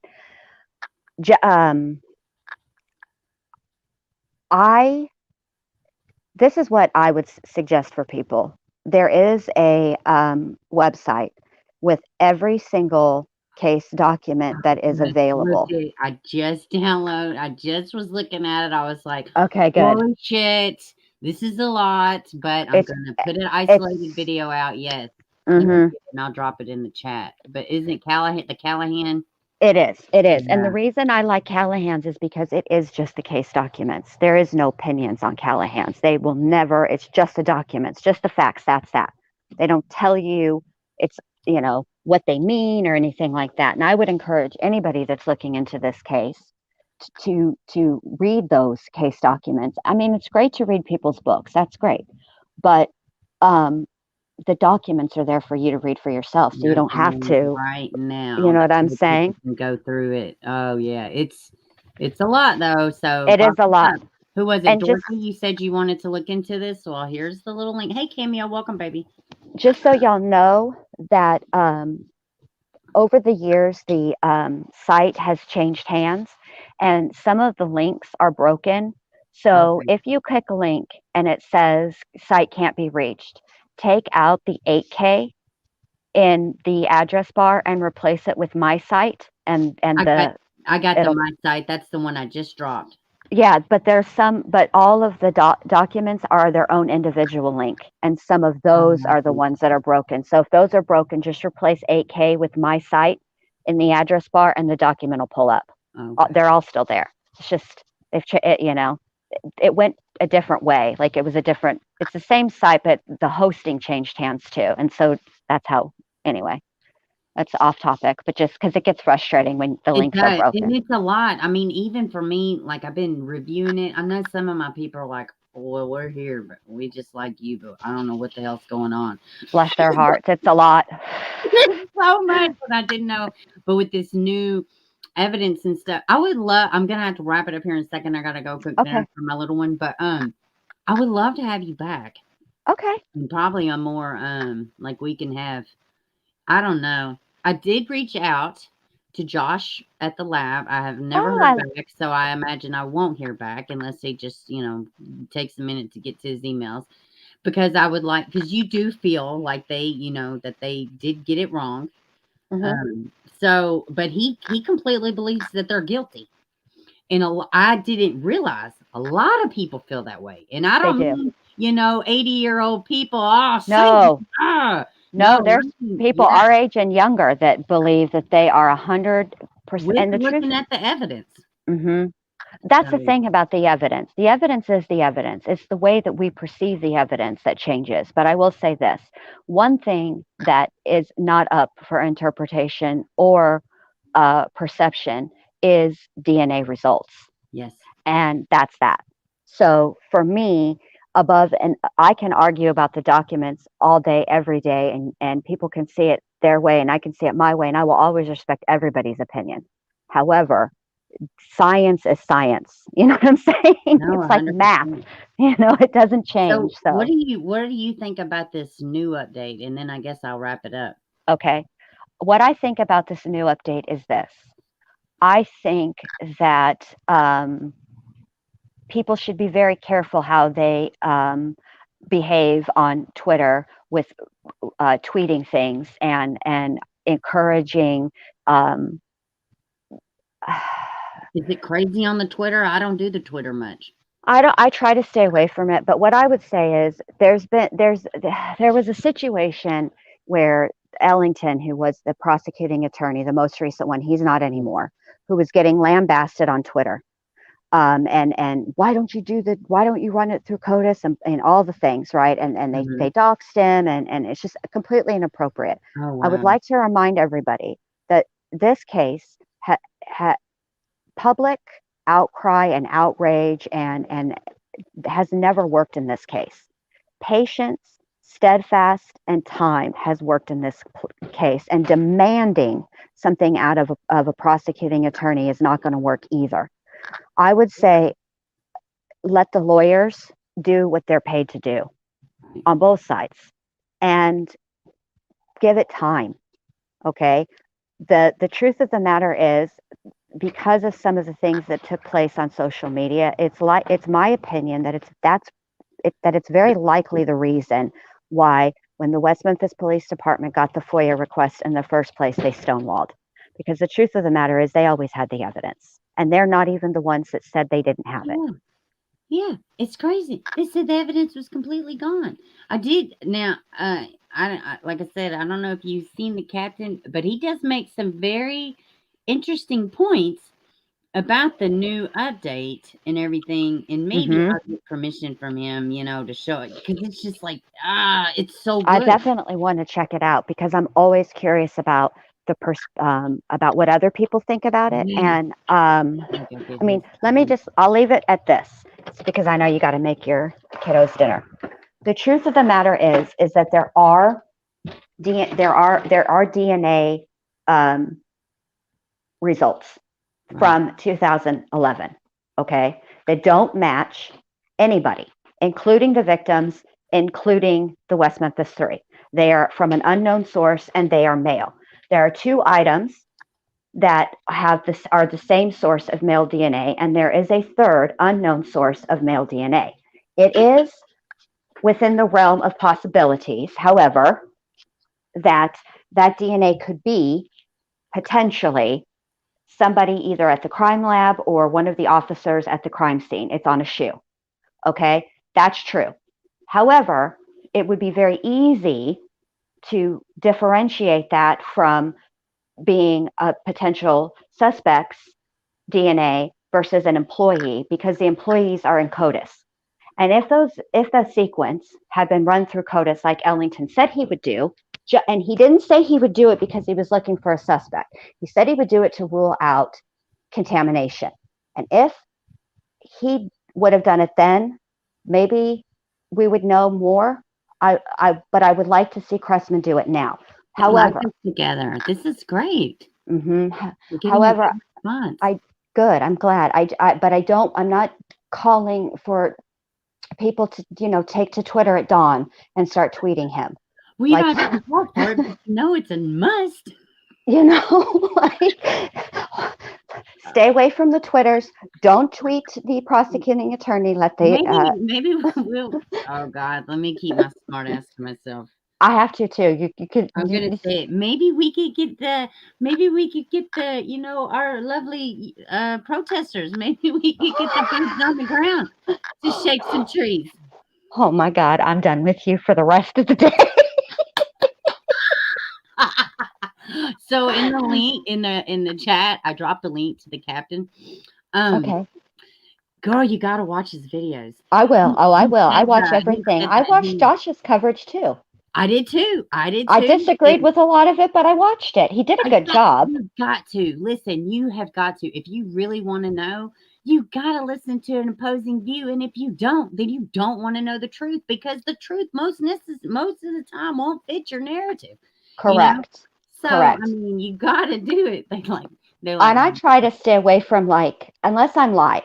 When I just do the podcast or the episode or whatever, I just pretty much lay the facts out that the documentaries didn't cover, and let people make up their own mind, because, like I said, the evidence is available for everybody to check out. But now, like, if we're having a conversation like this, then I will say my opinion. But I'm also open to other possibilities, and I didn't arrive at like my Bojangles guy. Where the fuck did Bojangles guy go? He just go Bojangling out into the whatever happened to his ass. What happened to the blood scrapings? What happened to the staff? Cleaned it up because the damn officer couldn't get out of her car. She went through the damn drive-through. Yeah, but Detective Ridge went back and they did get the blood scrapings, and he testified. No, babe, there were some left, and he did get some of the blood scrapings off the wall, because that's in the documentary. And where the hell is that at? Detective Ridge said they're lost. Oh, that's my fault. I lost a piece of evidence. That's my fault. I love your Southern accent. I am Thank in the you. South. I can't even talk that Southern. I'm from Texas. Oh, what part? The Dallas-Fort Worth area. I grew up in Arlington. Oh, yeah. I'm a Southerner. So you know about the Maliyah Bass, then, huh? I do. And when you were talking earlier, which I thought your coverage of those cases was hold on real quick. Excellent. Jen Lou is that war case studies. Let me drop her channel link again. And yeah, she was gracious and said yes, she would come on and talk about the West Memphis 3. She has fantastic coverage on it. Let me drop your link again. I think I might have put it in the description. I'm going to go back and check in a second, but I'm going to drop your link again. Oh, there you are, Jen Lou, right there in your little picture. I didn't even notice it the first time around. I didn't even know you was in the chat the whole time. I only ever use like this. I don't chat in the chat because nobody knew me. That like I was just a subscriber of lots of channels, in the beginning, and everybody knew me from the monkey drinking a Capri Sun. That's my avatar. I only ever use the channel avatar like when I'm actually talking about this case or like being serious, because I don't know, something about having a monkey drinking from a Capri Sun, as funny as it is, you know what I'm saying? It's just not appropriate for a case such as this. Exactly. Which clearly I can't be serious all the days. I try, but no, so yeah, I'm about to launch my second channel. I'm going to sit down tonight. I'm going to do. Oh, good. I can't wait. I can't wait to check it out. It's going to be lighter. We're going to do reaction videos, going to do panels, going to do live streams, and we're going to talk about everything. We may even laugh at some boobs on the ground. I don't know just yet. It is not scary. Boobs on the ground. It's scary to get involved, or I don't know, but like I know what you mean. It's daunting because when you open the door is open. Sort of like messing with the Ouija board. You know what I mean? When that line of communication is open, you don't know who the hell you're talking to or who might walk through. Girl, somebody took my damn content, and it's one of these creators where you just hear these horror stories. So immediately I'm like, I can't strike her channel. She'll put a bomb in my front yard. Like, you don't understand. It's hard. Awful, girl. Listen, this struggle is real out on these YouTube streets. All right, you got to. What do I look like? I can't even say, hey, please don't take all of my content and stream it from start to finish. No commentary, my watermark area. Like, you're not even on the screen. Could you please not do that? But I mean, like, you get thrown to a tear. But there is, I would have never even known about this other side of YouTube if it was not for a case I was innocently covering. The family innocently reached out to me. One of the subscribers just happens to be her aunt is best friends with Xavier's mom. Like, what world would that even have? I mean, it was a God thing. It was the world. That was kismet. That's 100%. So like, I would have never until that one day when I have to hear from a family member, you won't believe what's happening. So I go look, and it's been months and months and months, and it sucks you in, you know. And now the Summer Wells stuff, I'm like, oh my God. And Summer Wells would have been a case like Evelyn Boswell. She's the reason I started my channel. That case, it sucked me in, and I'm in Tennessee. But and initially, if you look around July when she very first went missing, or June, if you look around June when she very first, I mean, I was on it, and then I was like, oh, I'm out. Like very early on, it was getting crazy. And if I'm not gonna add to it, like the West Memphis 3, I mean, of course I'm not gonna add nothing to it, but it is a great case. And it's a sad case. I say great case. I don't mean it. I guess that was kind of. I know what you meant. No. You know what I I know exactly what it's a fascinating It is case, very and it's fascinating. It's one of the few that literally, if you want to start out studying true crime, this is a good case to start with, mostly because it's the case file. My Like, job, I aside, don't know, Maureen, I aside don't from the know. autopsy photos, but the entire case file is there for you to look at. So it's a good way to teach. To learn how to research a true crime case and what goes into an investigation. It's an excellent teaching tool, for reals. It is. It's a sad case, so it breaks my heart. Yeah, and like I said, the boys always get lost in it. The boys are always lost in it. Maureen, I'm not sure where my super chat thing went. I have no clue. That's concerning to me. I see But, it. oh, you see it? Okay, good. Because I'm on StreamYards, and I thought my first thought, oh, they demonetized my channel. Like, I mean, it's paranoid city out here on these YouTube streets. I'm telling you, man, if you weren't crazy before you got to YouTube, you'll be crazy once you get here. You only got to be here for a minute, and you don't even have to be a creator. Sometimes you can just be a regular old sub, and you'll get crazy. 100%. You're telling the truth. Like, trying to explain some of this stuff. Maybe refresh, Maureen. Maybe go out and come back in. I try to explain some of this stuff to my husband, and now he kind of gets it. But just like, so the other day, he says he slipped, and I cried all over him. But he's like, well, maybe if you wasn't trying to have a drama channel. I laughed and laughed. I said, boy, listen, you didn't even know what a drama channel is. If you think my channel is drama, oh, buddy. Oh, no. No, your channel is listen, for y'all that don't know, there's there's a whole drama community, and that is all that is. And these, no, I address people that drag me in shit. And I've only done like 5 times I've done this. So I mean, it's not even now with Xavier. Yeah, right. Get back. I'm going to tell you back, but I'm not naming names. Right. It's nothing like that. But yeah, I was like, yeah, right, husband. But you never know, because sometimes you think you're going to a creator and saying something, and you have no idea what you just stepped into, and all you're doing is something innocent. You know what I'm saying? And then before you know it, you're in a situation. And that's exactly what happened with me. And it's so dumb. And like, I'm only going to be brought into I play a part. I'm not stupid. You know what I'm saying? But the thing is anything I say in closed doors or in a Facebook message, I will say to your face. You have to be that way. Email.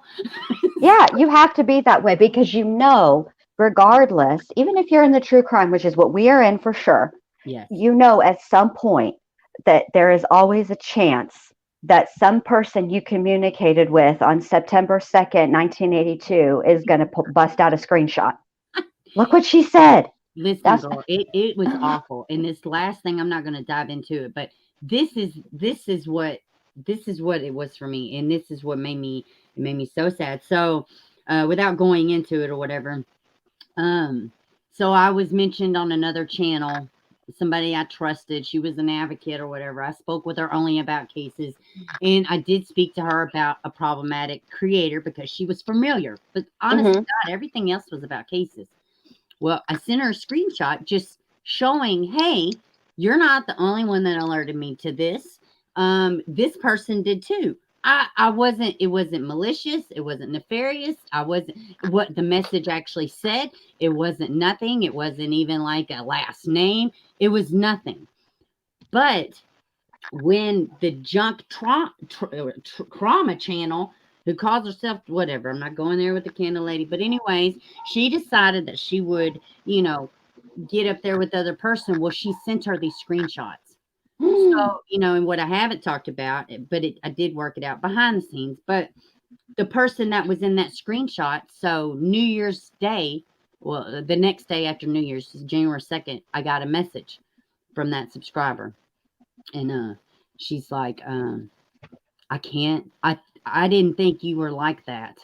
And then I see my personal message, which it didn't say anything bad. It was the general principle of it. And she was, I understood, and I apologize. And she said to see that on there, to see my, you know, a screenshot I sent to you on her channel of all places, I can't believe it. And, you know, she was upset with me. I felt so fucking bad. I don't blame you. So bad. And I apologize. I was like, I'll do whatever I can to make it up. It wasn't nefarious, but you're right. I had no business. You sent that private to me, even though I didn't, it didn't say anything wrong. I didn't do it for a nefarious reason. Nothing bad. It's the principle. And she was right. And it's a lesson I had to learn at the expense of one of my subscribers. Now, thankfully, we worked it out. And she's like, good. fine, just watch who you try. And, you know, but I should have never sent that to her. Even if I was trying to show her something, it doesn't fucking matter. I know why do I need to show somebody. I mean, I made a mistake. I think the fact that you're saying that you made a mistake and you're owning it and you're not like trying to justify it by saying, but this person said I was a liar and I had to, you know what I'm saying? Like you're taking accountability. And I think that speaks to, you know, the type of person that you are and the way that you handle yourself. I just feel like sometimes it gets a little too competitive and you know, on with these cases, which is why I kind of steer away from covering like cases that are currently being Hey, look at investigated. the screen real quick. And thank you for the super chat, Maureen. And I dropped it in the chat, but you can tell them too. Oh, I do. I have I do. It's the Ward case studies. Ward case studies. The link is in the chat. And in fact, before I forget, and thank you for the super love. I so appreciate it. Let me go put it in the description right now because I'm so glad your dollar sign is back. Your super chat's back. You do excellent content. I appreciate it. I stay out of the chats as much. I don't chat like I used to because of the drama that comes from simply being in the wrong don't get chat caught at the wrong time. You don't know what they said 20 minutes before, but what they're saying right this second is something that speaks to you. You make a comment, boom, you're the worst. Done. You're canceled. And I'm just like, I had this one lady tell me, nobody cares about your little stupid channel. And I believe in cancel culture. Like you don't even this is a subscriber. You don't even have a 10 ever. Calm down. It's YouTube. It's not a dick. Don't take it so hard. I said, what are you gonna tell me? I'm ugly and my feet stink next? Like grow up. You gonna block me? Not the block. Oh, is your next response gonna be busting a caps lock? Oh God, not caps lock. I mean, come on. Some of these people, man, they just be doing too damn much for no damn reason. Girl. It's too much. Too much. Let me put your I'm putting your link right now in the description. Thank you. More case study, and it's in the chat. So there. I like this. I think I do think, and then I'm going to let you go because I know you got to make dinner, and you and I seem like the type that we will just be talking about nothing for another 11 billion hours, and your poor kiddos. And I don't want to be the cause of that. So I'll say this: I do think that there does exist on these YouTube streets situations like this one right here, where there are two creators who can come together and discuss a subject and it not result in subterfuge and CIA level snooping and all the things. It's not necessary. And I don't know, you might get somebody, oh, you were over there on that old Beepers channel. You know, the candle lady twisted her and she said her name and God, I think she may even follow this channel. And oh boy. Well, you know what's funny is my email is right there on my about section. And the only emails I ever get is, hey, look into this case. Hey, have you thought about this case? That's it. I don't get the gossip. I know. So I'm glad. I don't really either. And even my people, they know, don't even put that shit in my chat. I don't. Right. I don't care. My chat. My name is Paul and that's between y'all. Okay, that's how that's my stance. I've always heard the Bennett one. That Yeah, Paul oh, that one too. My name's Bennett and I ain't in it. I like that one too. But my name's Paul and that's between y'all. I use those two very frequently. If you beefing with somebody, beef with them. I don't need to know. Let me just keep, let me talk about what I'm talking about. That's what I was telling my husband. I was like, I'm not doing it back and forth. I addressed it once and then that's it. Why am I even addressing it? Because my name's in it. Yeah. And sometimes you have to even sit and think about that. Should I address it? Should I not? Oh, there's You know? tons I haven't addressed. Yeah, sometimes it's just not worth it. You know what I'm saying? We're about to wrap it up, but thank you for coming. Make sure you hit the rewind. Yeah. But, yeah, we got to do this again. We definitely do. Are you looking at any other cases? So the next thing that I'm doing is I've been watching the Chandler Halderson trial in Wisconsin. Oh, I never And heard that. okay, so this is about he's on trial for murdering his parents and dismembering their bodies and leaving their bodies at the girlfriend's mother's house. Okay, so what I'm going to do is I'm not going to actually research the case. Me and my girls have been watching the trial coverage of it, and then because we sort of came in and didn't have this planned, but then we got sucked into the trial. So tomorrow night we're gonna like talk about all of the testimony from the juror as if we were jurors, how we feel about what the validity of the testimony, and then yeah, and then we'll start doing that nightly after each day of court has happened until the case ends, and then we'll find another case, and in between all of that I do the Where Are They Now cases. Like the next one I have coming is Pamela Smart. I'm going to do her case. I just did the Missy Avila case, the one that Murder Among Friends with Tiffany Amber Thiessen, that Lifetime movie that's based on her story. Yes. Yeah. So I did that one, and then I'm waiting for some of the cases that are about to go to trial to come up. Now I know Valo, she's so rude. She can't even get it together so she can be tried in a reasonable amount of time. We're waiting on you to fry. 2023. Who does she think she is? God, pompous bitch. Get your shit, Laura. You ain't crazy. Get your shit together, girl. They gonna catch you. Hooker. They gonna catch you just like they did Leticia Stout. You're gonna slip when you're talking to that psychiatrist, and they're gonna put you right up on. They're gonna move your status from incompetent to competent, ma'am. That's how I felt about Evelyn or Megan Boswell. I was like, September. Right.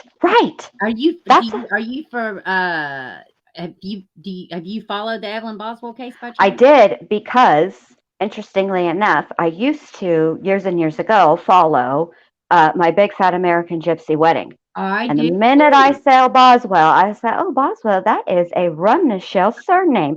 Let me look into this and see if I know some people who know some people who might know her." Did you? Yeah. They don't know her that great. They're like distant cousins or whatever, but yeah. They didn't have any like insider scoop or anything, but I'm fast. That case is interesting too and sad, but I can't cover. And you know what? I was listening. Oh God. What was it? Court TV. They went down trials that are coming. Girl, they talked about Evelyn and Megan. And then they said the worst thing my little ears could possibly hear. They're going to use the Casey Anthony defense.